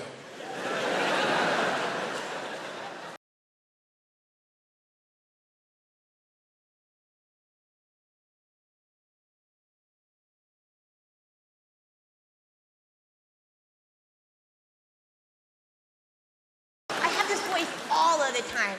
You might be thinking, oh, she's hard of hearing. That's why she has that voice. No. I want you to know, no, I don't. It has nothing to do with the hard of hearingness. It's just an extra. Just a kiss on my forehead from God himself. Just an extra. I live with, this is my all the time voice. This is my this is my sex voice. This is my sex voice. It is, I have sex, I go, oh, I love that. I go, oh, can you do that but slower? That's what I say. That's what I say. I say that during sex. I want you to know I do have sex. I want you to know that. I know if I say it, it makes it sound like I don't have sex, but I have sex. Okay, I have sex with people, and people have sex with me. And it's the truth. It's just what happened. I have sex. I just do. It took me a long time to get started having sex because I come from a Latin American mom. And my mom used to talk about my vagina every day, but only in metaphor. My mom, she'd say stuff like, she'd be like, Lara, nobody wants to buy a lock that can be opened by every key. Lara. She'd be like, Lara, nobody wants to buy an apple that's been bitten by someone else. Lara. Lara, if you give them sex too soon, they won't stay with you forever. Lara. That one's pretty straightforward, not really a metaphor, that last one. Pretty straight to the point, that's kind of what she meant with the whole thing. It took me a long time to get started because of that. And I live in the Netherlands, 6 years now I live there. It's great, it's good. I live now with my partner, an Argentinian guy, Fernando, okay. We live together, I love him. I brought him over, actually, from Argentina. We met in Argentina, and then I brought him over to live in the Netherlands on my back, me, him, and a donkey. It took 3 days and 3 nights, long and arduous, but we made it. We made it, now we live together there. It's good. I love him. He has no sense of smell. What a good disability to have in a partner, if I may. The best disability to have in a partner. Because as a partner, you can be nasty. You can be as nasty as you want all of the time. Of course, not good to be nasty because then you have to live in the nasty as well. And that part you forget about. You forget. Sometimes I'm like, ooh, I can fart while I eat. But then you have to eat in a fart, and no one wants, like, if you can choose to not eat in a fart, maybe better to just eat in clean air. You might be thinking, oh, but Lara, what about the sound, you deaf-ass bitch? Don't call me that. It offends my family. I actually will have you know, if you must, that my farts do not have sound. They don't. It's not a tree fell in the forest situation. I can't hear them. Joke's on me. Haha. No. My farts actually do not have any sound. They do not have any sound because I have what's called a butt cheek gap. You know about this? A BCG for short. It means my arse cheeks don't touch. They just don't touch each other. I have a gap. A gap between my... And we all know, famously, most of the sound from farts come from the stress of the air trying to get through the cheeks. You know about this. I Googled it, it's the truth. If the air is trying to get through, this is my impression of most people's farts.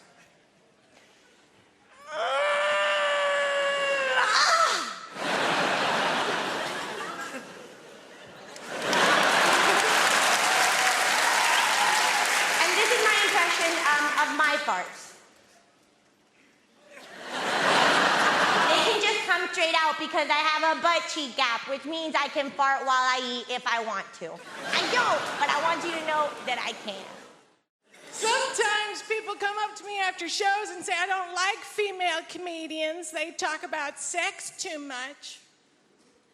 I say the reason why women comedians such as myself talk about sex all the time is because, well, sex is one of the few things men allow us to participate in. I am an identical twin. I know. I get asked, how do people tell you apart? And the answer is it's pretty easy, because I live in London and she's dead. Now,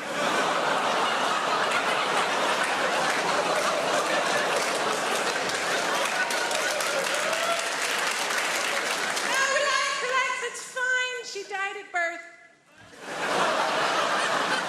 Which I'm absolutely okay with, because that means I'll always be the pretty one. You'll be relieved to know that being American is not my only disability. I also have a very mild form of cerebral palsy. It's not a big deal. In Japanese, it's called noseisho ni mahi. Sounds very exotic. In French, it's called infirmité motrice cérébrale. It sounds much more expensive. I was going to learn how to say it in Russian, but Putin's not my president anymore, so... All it really means is I can't use the muscles on the right side of my body very well, even my face to a certain extent. God help the man hoping for a return on a left cheek kiss, because I will bite your face off.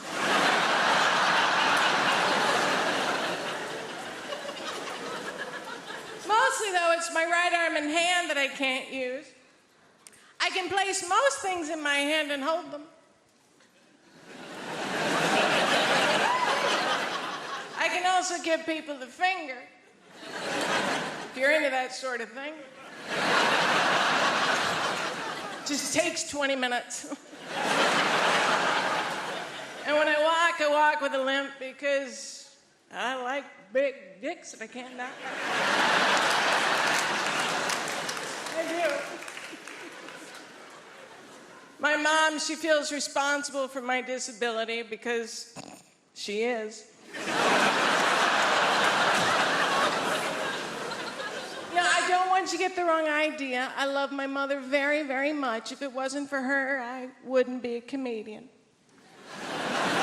But I would be able to use both hands. I moved to London 5 years ago, but I've been coming to the UK every summer for years and years before that, because I fucking love you guys. I do. I genuinely cannot get enough of you and your no-can-do spirit.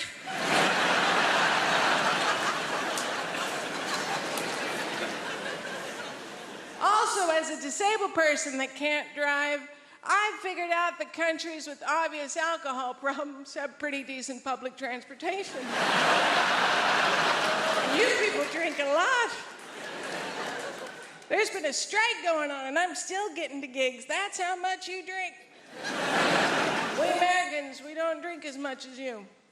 We physically can't. We're on too many opioids. I'm used to my appearance provoking the full spectrum of facial reactions everywhere I show up, and you absolutely did not let me down. You were delighted, weren't you? You gave me some wonderful face when I came up here. You looked at me like your mother-in-law just cancelled dinner. I've been lucky enough to travel, and I'll never forget my first trip to Australia. I went to a place called Perth. I got off the plane. First person that saw me said the following. Hey, mate! Hey, mate! Why is Freddie Mercury wearing a kimono?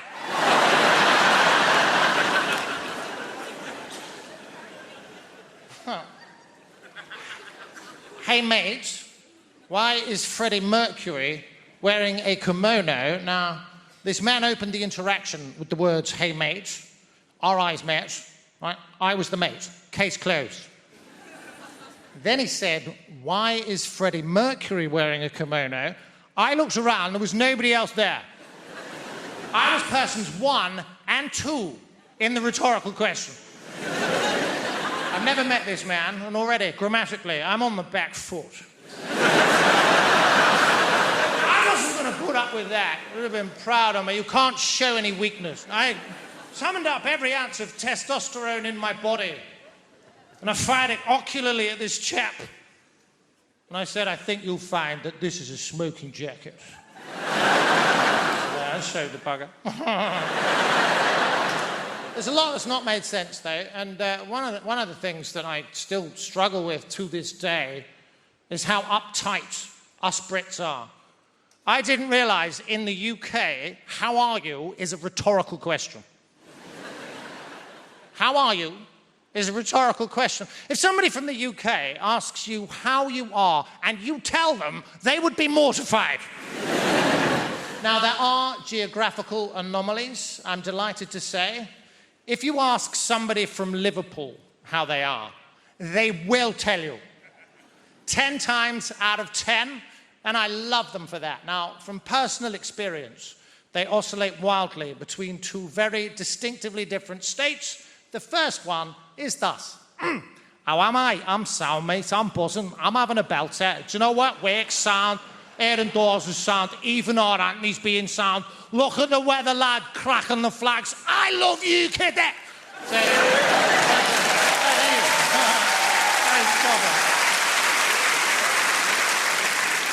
Apologies for the accent, by the way. I have the ability to blend in seamlessly with my environment wherever I go. I feel an energy, I match it, we become almost indistinguishable. Silly. Now, that's the first state. Now, the second state of Scouse being is rather different, and it is as follows. I'm fuming, lad. Don't you start, lad. I am fuming here, mate. I'm fuming. I am fuming. I'm up the wall with work. I've seen me arse with my dad. Everton to being shite again. You're doing my fucking head in. I am fumigating naked.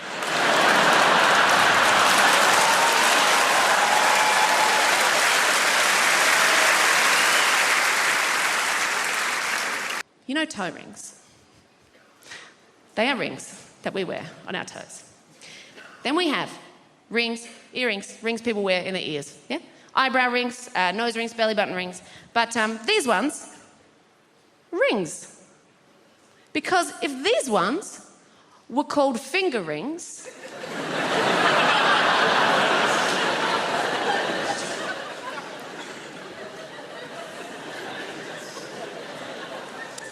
make weddings pretty awkward. With this fingering,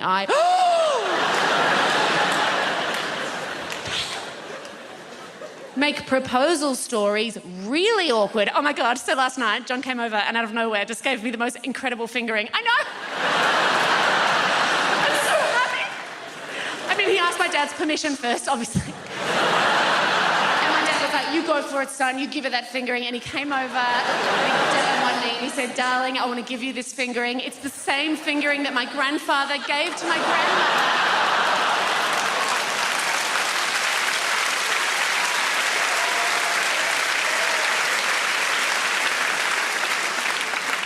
Also make Lord of the Fingerings, very different film. Okay. There is no one hearing that. Just keep learning. Life's about learning, guys. I will share with you another big thing I learned this year. Very exciting. I learned showering with a partner is not sexy. That does not seem like a big deal, but the world tells you it is sexy. But you try that shit once, and you very quickly discover that showering with a partner is not sexy. Showering with a partner is taking turns being cold. Oh, yeah. A lot of do-si-do action, a lot of, let's move around this way. Ooh, why? Because I'm goddamn freezing. I'm freezing. And a lot of kissing like this. But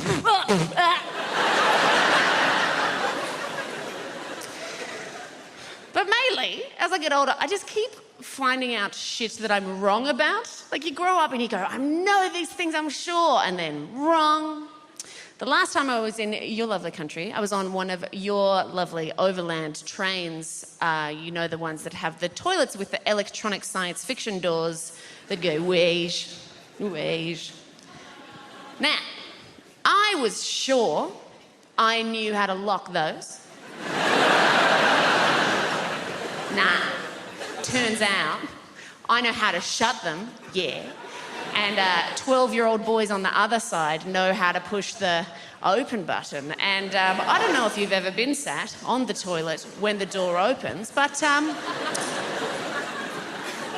look, it's everything you dream it will be. And a little bit more. Now, the thing with those doors is they take quite a long time to open.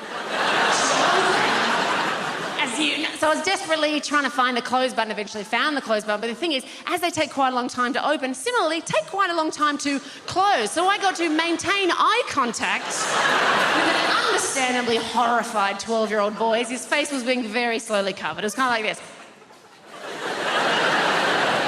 And it finally shut. I sat back down and went, oh my God, I am never wearing a jumpsuit again. As much as you want to save animals, I'm pretty sure you're not going to do it by buying cosmetics. Pretty sure you can't walk into the body shop and buy some burdock root peppermint oil foot scrub, and some little badger somewhere in Scotland is going to go, wow, I feel a whole lot better about my life right now. Somebody's buying that burdock root peppermint oil foot scrub. I don't see the point in testing cosmetics on rabbits anyway, because they're already cute. Slather some lip gloss and eyeliner all over. Now they're all gussied up like some $3 whore. There's no dignity in that for a rabbit whatsoever. You want to test out cosmetics? Test them out on big game, because they stink. Get up under a hippopotamus there and get some roll-on deodorant under his armpit. See how fresh and self-assured he stays all day, huh? Little lip gloss on a beaver. A real beaver. Stay with me, fella. Real beaver. Right? Dam-building, log-eating beaver. If he's charged through 60 logs and he's still wearing that lip gloss, that's some damn good lip gloss right there, ladies and gentlemen.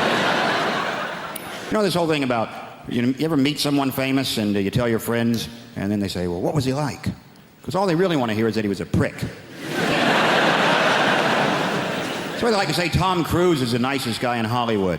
And I always think, well, if I was making $8 million a film, I'd be nice too. Jesus Christ. But I'm not sure he is that nice. Because I always read these articles about how he's so insular and he's into his Scientology and he, stays at a hotel, won't make eye contact with anyone in the hotel because he doesn't want to talk about the plots to his new films.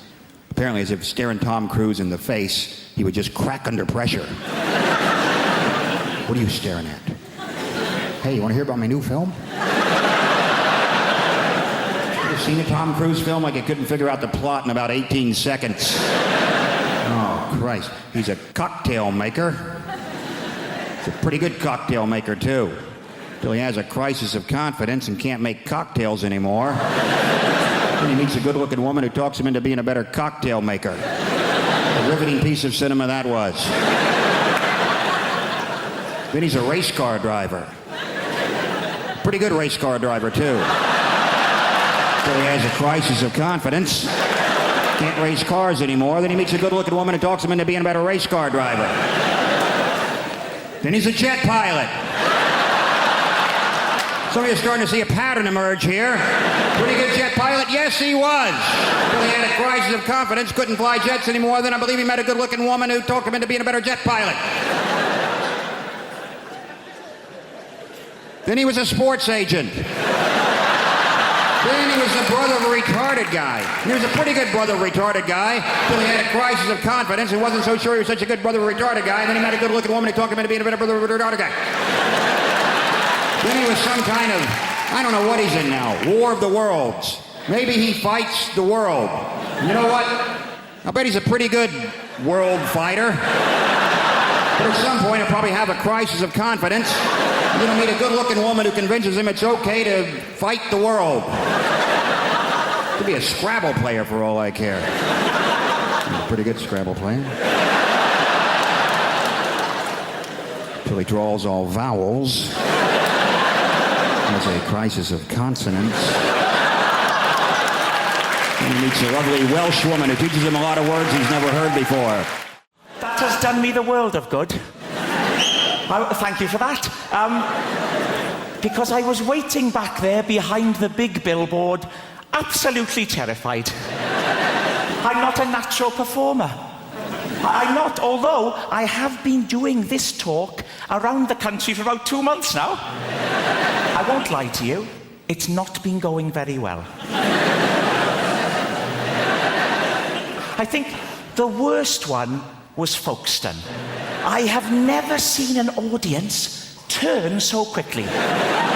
Rushing at the stage, anger in their faces. Refund! Refund!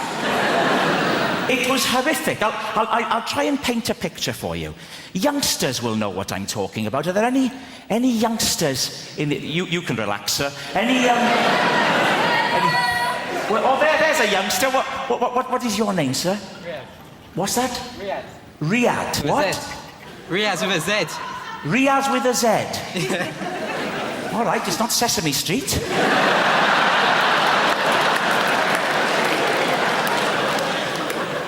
Riaz, how old are you? 18. 18? Shouldn't you be wearing a hooded top? Get out of my shopping centre! Riaz. Don't laugh at Riaz, please. You'll know what I mean, Riaz, when I talk about stage diving. Are you familiar? You won't know what I'm talking about, sir, but this is when a rock star, like a Kurt Cobain or a Duncan from Blue, they run and they leap. And you're right to be afraid. You're right to be afraid. They leap onto the audience, Riaz. It's terrifying. The audience grab hold of them and manhandle them. Turning them around like that, all over the place. Terrifying. Now, what happened at Folkestone was almost a complete reversal of that. with people just rushing at the stage. It was appalling. But I don't think we're going to have a repeat of that tonight. I don't. Because I'm already getting a lot of warmth from you. I am. To quote the great Darius Danesh, there's a lot of love in the room. There is. And a wide range. We've got Riaz with a Z. No one can take that away from you, Riaz. I wouldn't try to. You'd whip out your hooded top and you'd happy slap me into submission.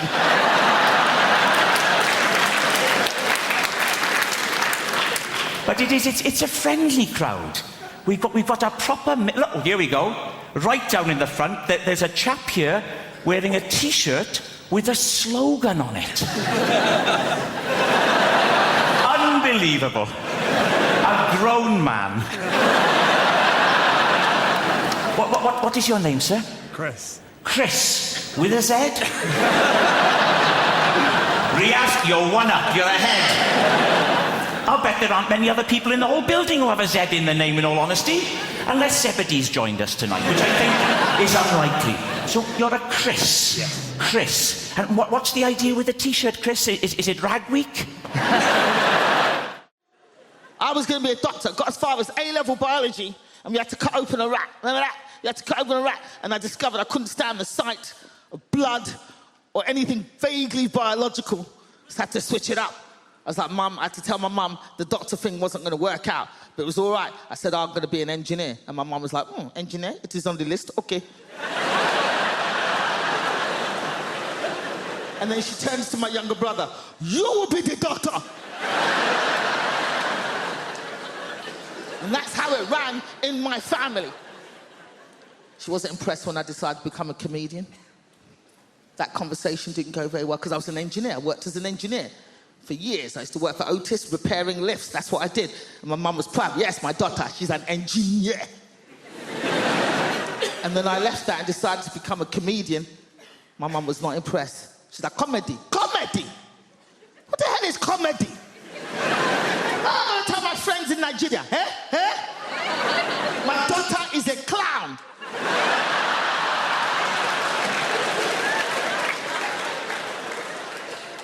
But luckily for me, within 6 months of starting comedy, I got on this talent show called The Big Talent Show, hosted by Jonathan Ross. Got on this show. So I called my mum. I was like, Mama, I got through to this big talent show. It's going to be on TV. I'm through the quarterfinals. And my mum's like, oh, yeah, that's good. Very good. Interesting. Very good. Call me when you get to the final. I'm not interested in this quarterfinal, semi-final rubbish. got to do final. So sure enough, I got through to the final, filmed live on television, live. Jonathan Ross is hosting, and my mum comes down with her entourage, because my mum does not travel without a Nigerian entourage. So I do my set. Jonathan Ross is interviewing me after my set, and he sees my mum in the audience, which was not hard to spot. It was literally white people, white people, white people, and then a bank of African royalty just...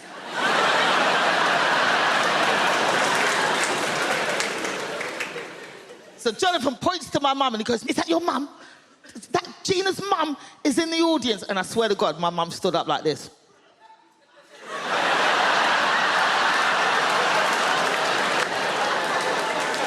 Yes, that is right. I am the reason the clown is here. I am the reason. I always knew she was going to be a clown. When she was 3, I bought her the big shoes. So my mum only comes out for the big shows. She only comes out for the big shows. And in fact, my mum is here tonight. Where's my mum? Where's my mum? Where's my mum over there? She's here.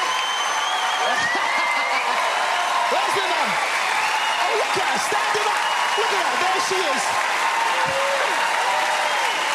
All right, you can sit down now, mum. You can sit down now, mum.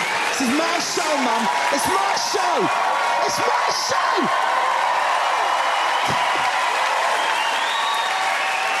I read this thing, right, online, so it must be true, where everyone who's under the age of 30 is going to live till 160. Like, you look tired now. 160? I don't want to be sat in a flat, leaking, liver spotted. Your ears and nose, they never stop growing. I'm going to be sat there looking like I work at bloody Gringotts Bank, just like...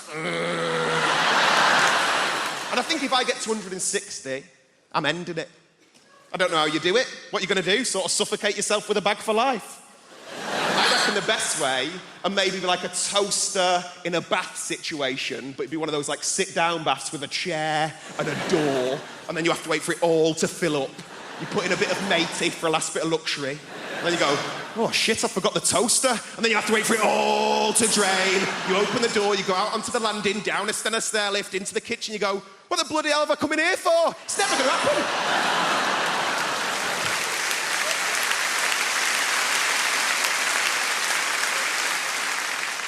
I'm trying to do more nice things, though. That's what I'm trying to do. Because I've never really done anything with my life. I did a thing recently. I went to go and give blood for the first time. Has anyone ever done that? It's just one woman like, "Yeah, I did it today." It's amazing, but I thought you did it in like a hospital or like a sanitised medical centre. You don't. You do it in like a rugby club or like a methadone church, right?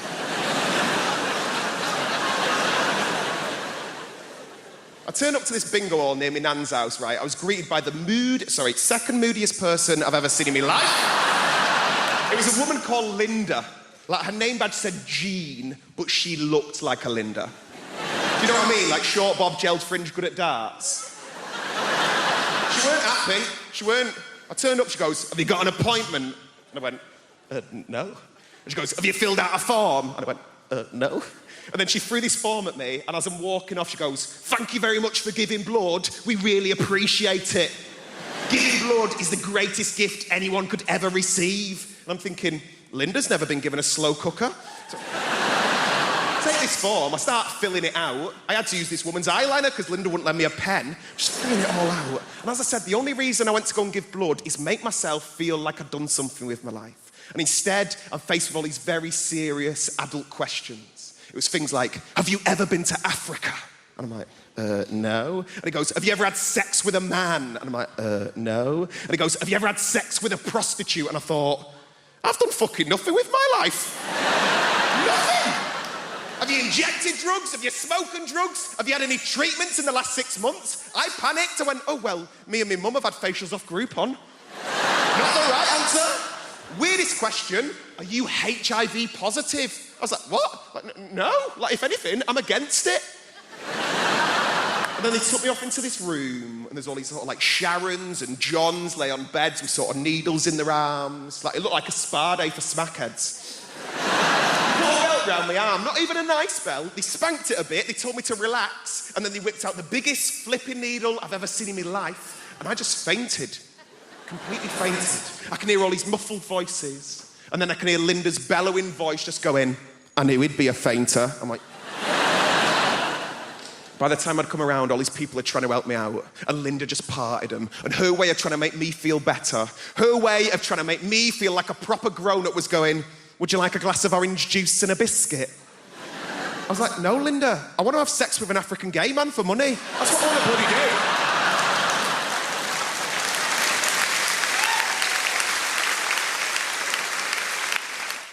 Do I get to travel with this job a lot, which I enjoy. I get recognised as well, which is a strange experience. It's not always from being on TV. Sometimes you just get recognised the next day if you've done a gig somewhere. Like I had this recently. I was up north, and I'd been doing some gigs. The next day, I was just in the hotel having my breakfast, and there was a couple in the corner, and I could see they kept looking at me. This couple must have been sort of in their 50s, and they kept looking over at me, and I was just having my breakfast. And as they got up to leave, they came past my table, and they stopped.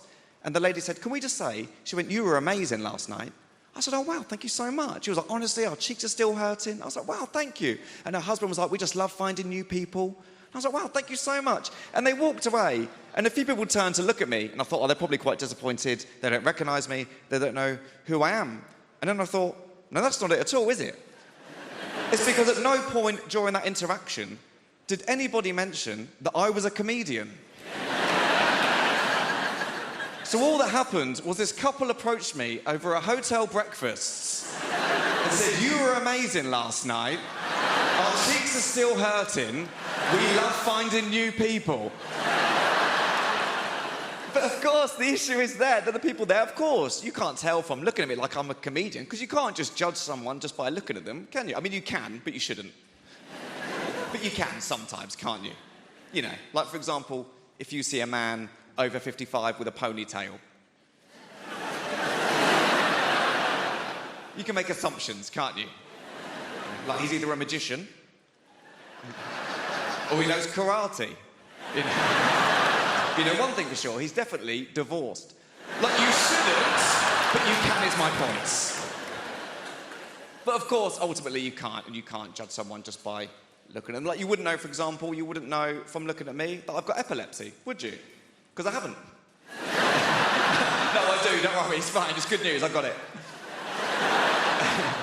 In fact, fun fact for you, I had my first ever seizure during National Epileptic Week. Which was fitting.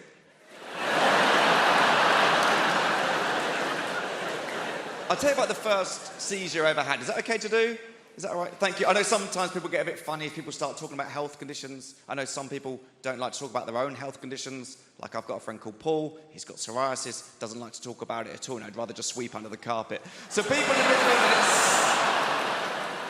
Some big fans of psoriasis stuff down here. There's more if you want it. Just scratching the surface. But no, we'll move on. It's one condition at a time. Yeah. Sorry. The first seizure I ever had, it was my first year at university. I was in Topshop trying on a pair of jeans in Topshop. I had no idea that I had epilepsy. I just went in there to try on these jeans, fell to the floor, I had a seizure. I woke up, still in Topshop. I had no idea what was going on. I just woke up. There was this bright light and 3 women looking over me. I thought I was in heaven. And then one of them just went, excuse me. She went, do you know what day it is? No, I didn't know that was a thing. And I remember just thinking, can you not ask someone else?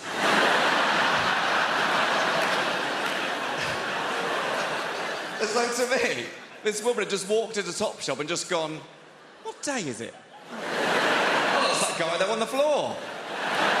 The one who's bleeding from the mouth and appears to have wet himself in a pair of jeans that he'll be forced to pay for, which is unacceptable. I was glad when they went under. Whenever I talk about my Prosecco punch, there's always a very specific laugh in the audience. I've learned to recognise it. It's just over there tonight. It's this. And I know what it is now. That is the laugh of a thin yoga woman. And I know what the laugh means. The laugh is like, that's funny, but I'd kill myself if I looked like you. But I promise you, there's advantages to having a Prosecco punch. Make some noise if you got one. 2 female will laugh for the bodies in the room. Don't be shy, lads. I can see you. It's quite well lit. Let's try that again. We're all being honest about ourselves. Give us a cheer if you got a Prosecco paunch. Boys.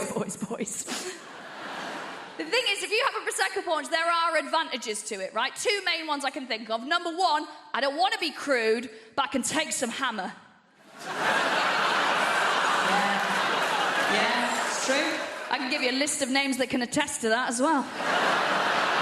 Not surnames. Now, the other thing is my Prosecco paunch always gives me the greatest slice of joy, right? You know those 3 incredibly hot days we get that we pass off as the summer, right?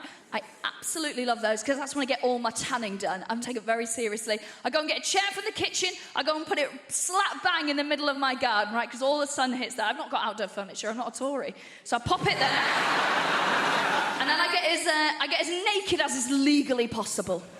So I've got full spaniel's ears out. Smallest knickers I can find.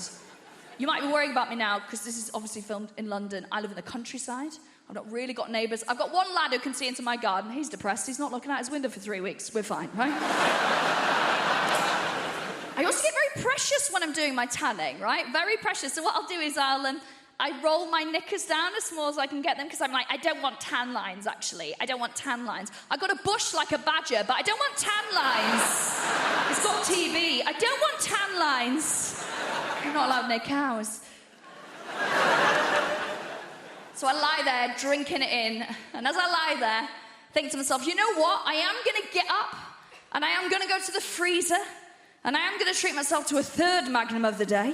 Because I'm a special princess, and I do deserve it.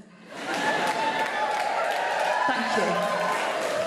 But all the people who are allowed ice cream up there in that one section. Lactose intolerant in the stalls. Closer to the toilets, it makes sense. So I'll decide I'm going to treat myself to that Magnum. And then I'll wait another 40 minutes till I can actually be asked to get up and get it.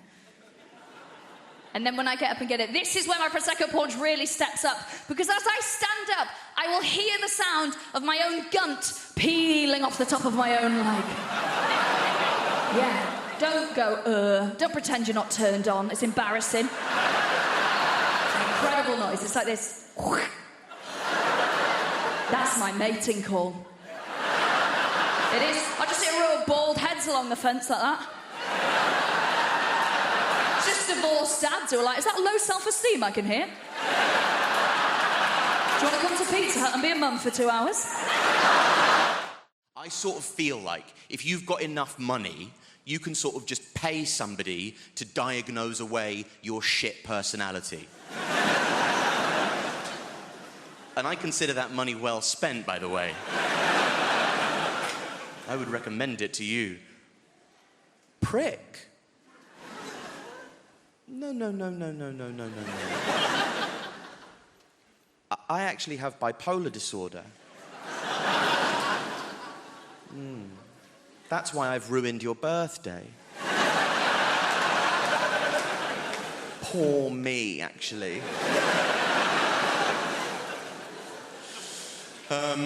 Now I always thought there was a system.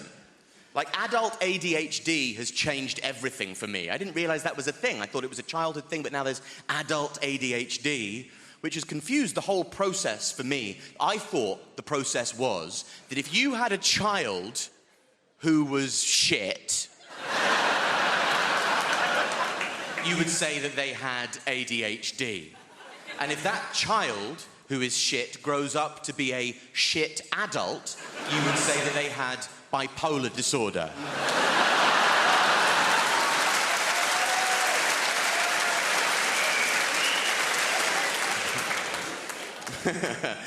Footnote, I've been diagnosed with both, so don't write in, camera people. Anyway, a lot of people might suffer with mental illness, and that's, it's a pervasive phenomenon. A lot of you might have depression. That's your sort of garden variety mental illness. That's your standard fare. And if you do have depression, my advice to you and the community at large would just be to keep it in there. Bottle it up. Whatever you do, don't tell me about it, because I don't care. I don't care if you're depressed. I'm bored of it. I just don't want to hear about it. And I just can't be. And also, it's just not a good thing. If you have depression, don't tell me. Because as somebody who suffers with depression, you should know how pervasive depression is, that many people suffer with depression. So if you tell me that you have depression, that might make me depressed. And that doesn't really feel like a problem halved, does it?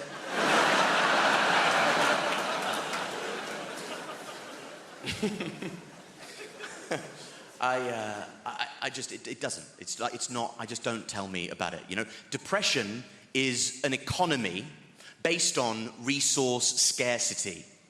And what we've done now is we've flooded the market with depression and it's lost all of its value. And I don't care if you're depressed. Depression is currently in its Weimar Republic era of hyperinflation. And we're all wandering around with wheelbarrows full of depression going, would you look at all of this depression? And I'm there going, that's actually not as much depression as it looks like. That won't even get you a loaf of sympathy down the shops these days. My friend said to me recently, with the confidence of a man saying something new, that's lovely. He said, I just think we need to talk more about male mental health. Oh my God, how could there possibly be time to talk about it any more than we already do? We are talking. I know that we all have different perspectives, different cultural backgrounds. I can see you, or feel you rather, like moving away from me. Okay? Let's all keep light-hearted about this. I don't want to have to say only joking, given the context of what this is. Liverpool has a strange relationship with Manchester as well. Is anybody in from Liverpool? All right, thought we might have priced you out. Not to worry. I love Liverpool. It's a beautiful city. And I remember when I first went over there, I support Manchester City, right? That's my football team. And I remember going over there in my Manchester City shirt, and I stopped this bloke at the train station. I said, listen, mate, I'm a bit lost. I'm trying to find the docks. Can you help us out? And he turned around and he went... Which is a word in Liverpool, right? Honestly, right? It means you're not welcome, right? You pick it up quick enough, right? Eventually he got to some sound, he went, hey! Because they're naturally witty, they're born with that, right? He said, what are you doing over there in Liverpool?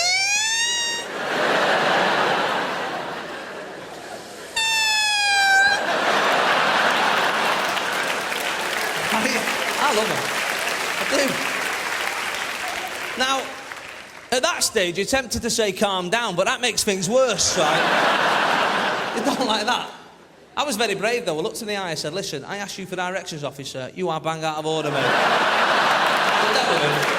Keep it down with it. But football, you know, has that problem, doesn't it? There's a lot of cities hate each other just because of the football. You know, I support City, and obviously Manchester United is our nearest club. And we got any United fans in? Of course we have. We're in Hammersmith. There's always a United fan. Every gig I do, there's a United fan. They're like rats. You're only ever 3 metres away from one of the bastards. Everywhere you go. Everywhere you go is a red.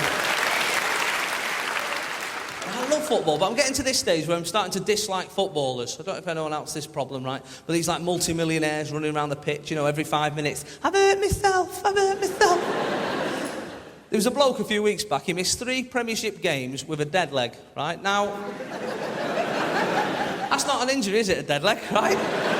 When I was a kid, I had 3 dead legs in one day once, right? And that was for free. I still have to do PE and walk home. That's not an injury, mate.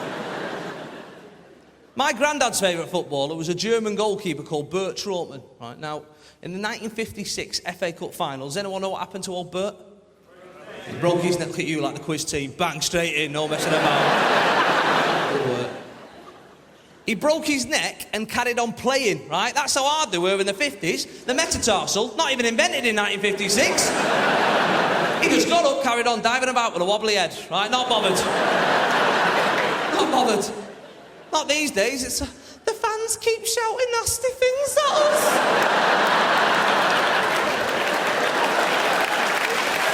Hands me up. It's right, isn't it? And I'm I'm there in the in the crowd watching, thinking, do you know what? You're on 60 grand a week. If I think you're a knobhead, I'll tell you, right? And that's the way it should work, because if I was on that sort of money, I'd take it as well. Do you know what I mean? I'd stay an extra half hour at the end of the game just to take it. You're a knobhead? Yeah, I don't know. See you next week, lads. God bless. Take care. Your mum's a knobhead? Yeah, but you should see her house. See you later. Who's the winner?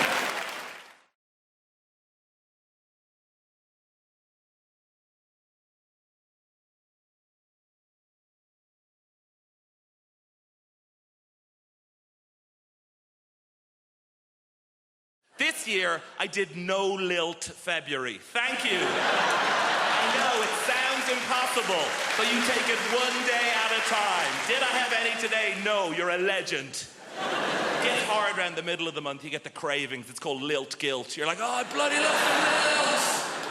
It's the night where you go to the shop at midnight, you kick the doors in, where's the lilt? And they're like, we don't stock it anymore. Like, ah! So you try and make your own hooch lilt, you know, you get a pineapple and a grapefruit, and you add in batteries and a horse's head, and you're like, it's good, but it's not totally tropical. Did that joke in America recently. Turns out they don't have lilt there.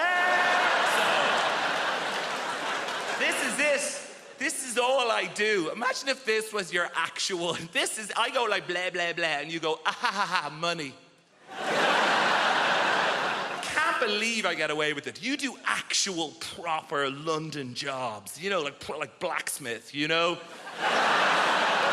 Farrier. Brunch DJ. The big three. I tell you, I do not trust people who work in offices. I know, right? What are they doing? Nothing takes that long. They're planning something. They must be. Do you know? Do you ever call in to visit your friend in an office unexpectedly? Everyone just shits themselves. They're like, what's he doing here?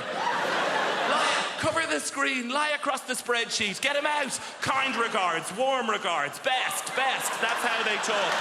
Seen the email. Hey. I know what it's like in the real world. Look, sometimes I check in your world. Oh, gross, back to showbiz. And... No, I'm very self-aware of the level of fame that I have. I was in a supermarket recently, and an older lady came up to me, and she put her hands on my shoulders, and she said, you are vaguely familiar. And that is it. I did a gig in Wrexham, and I was at an ATM machine, and a guy cycled by, and he shouted at me, surprised to see you at an ATM machine. And I've been obsessed with it since then. What did he mean? On the one hand, is he surprised I don't have a butler to go to the ATM machine for? No, I think it's the opposite. I think I'm surprised you have any money whatsoever doing keyboard horse shit. Here's my greatest ever showbiz tale. I did a gig in your Milton Keynes recently, thank you, and I was staying in the Milton Keynes Hilton, and she is the least well-known of all the Hilton sisters. And I checked in after the gig at like 12:30. Room 303 is where this took place. Open the door, TV on in the room. Not that uncommon in the chain hotels. I guess it's to welcome you. But get this, on the TV is me playing the shitty keyboard on some show. Immediate thought is like, is this a service they provide to all guests? If so, no, it's the realization, this is it. I've arrived. And I waltz into the room, down the little corridor with the loo away to the left. And as the room opens out, there is a fully naked man lying on the bed. So they've given me the key to someone else's room. But he is lying there, watching me on the TV. And he looks up.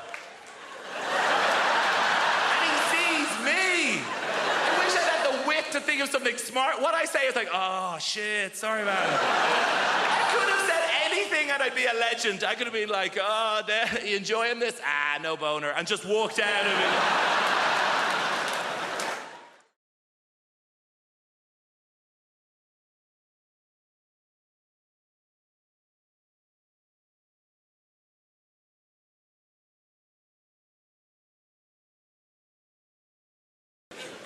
I was in France a couple of years ago. Had to stop to use the loo at a little service station by the road.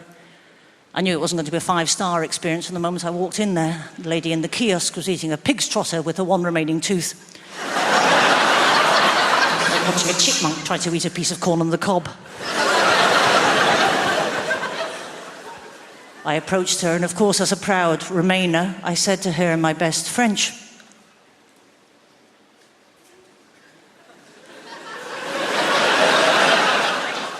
"Où est le bug?" She went, "It's round the back.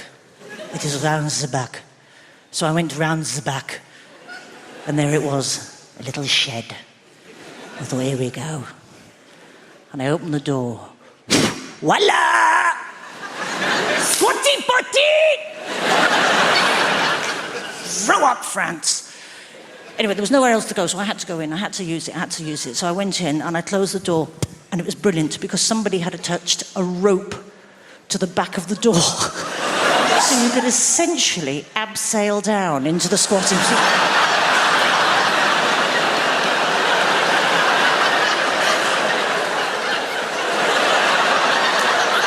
It's a Centre Parks activity right there, isn't it? You'd pay for that. Bungee jump, brilliant.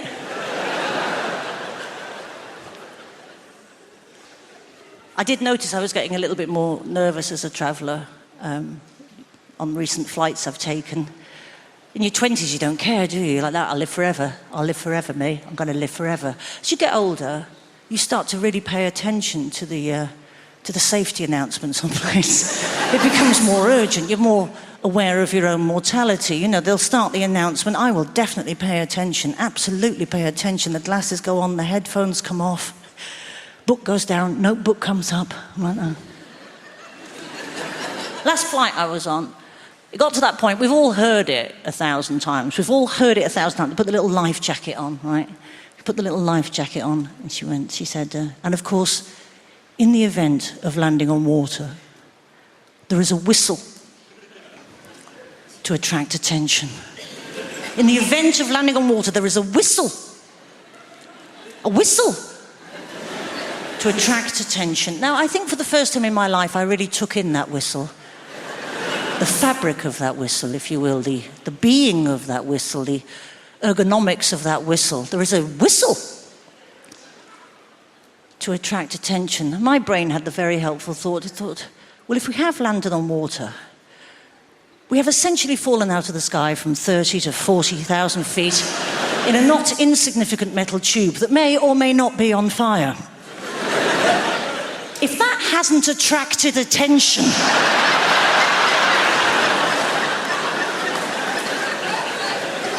if everybody in the surrounding area has managed not to notice, and you are then reliant on...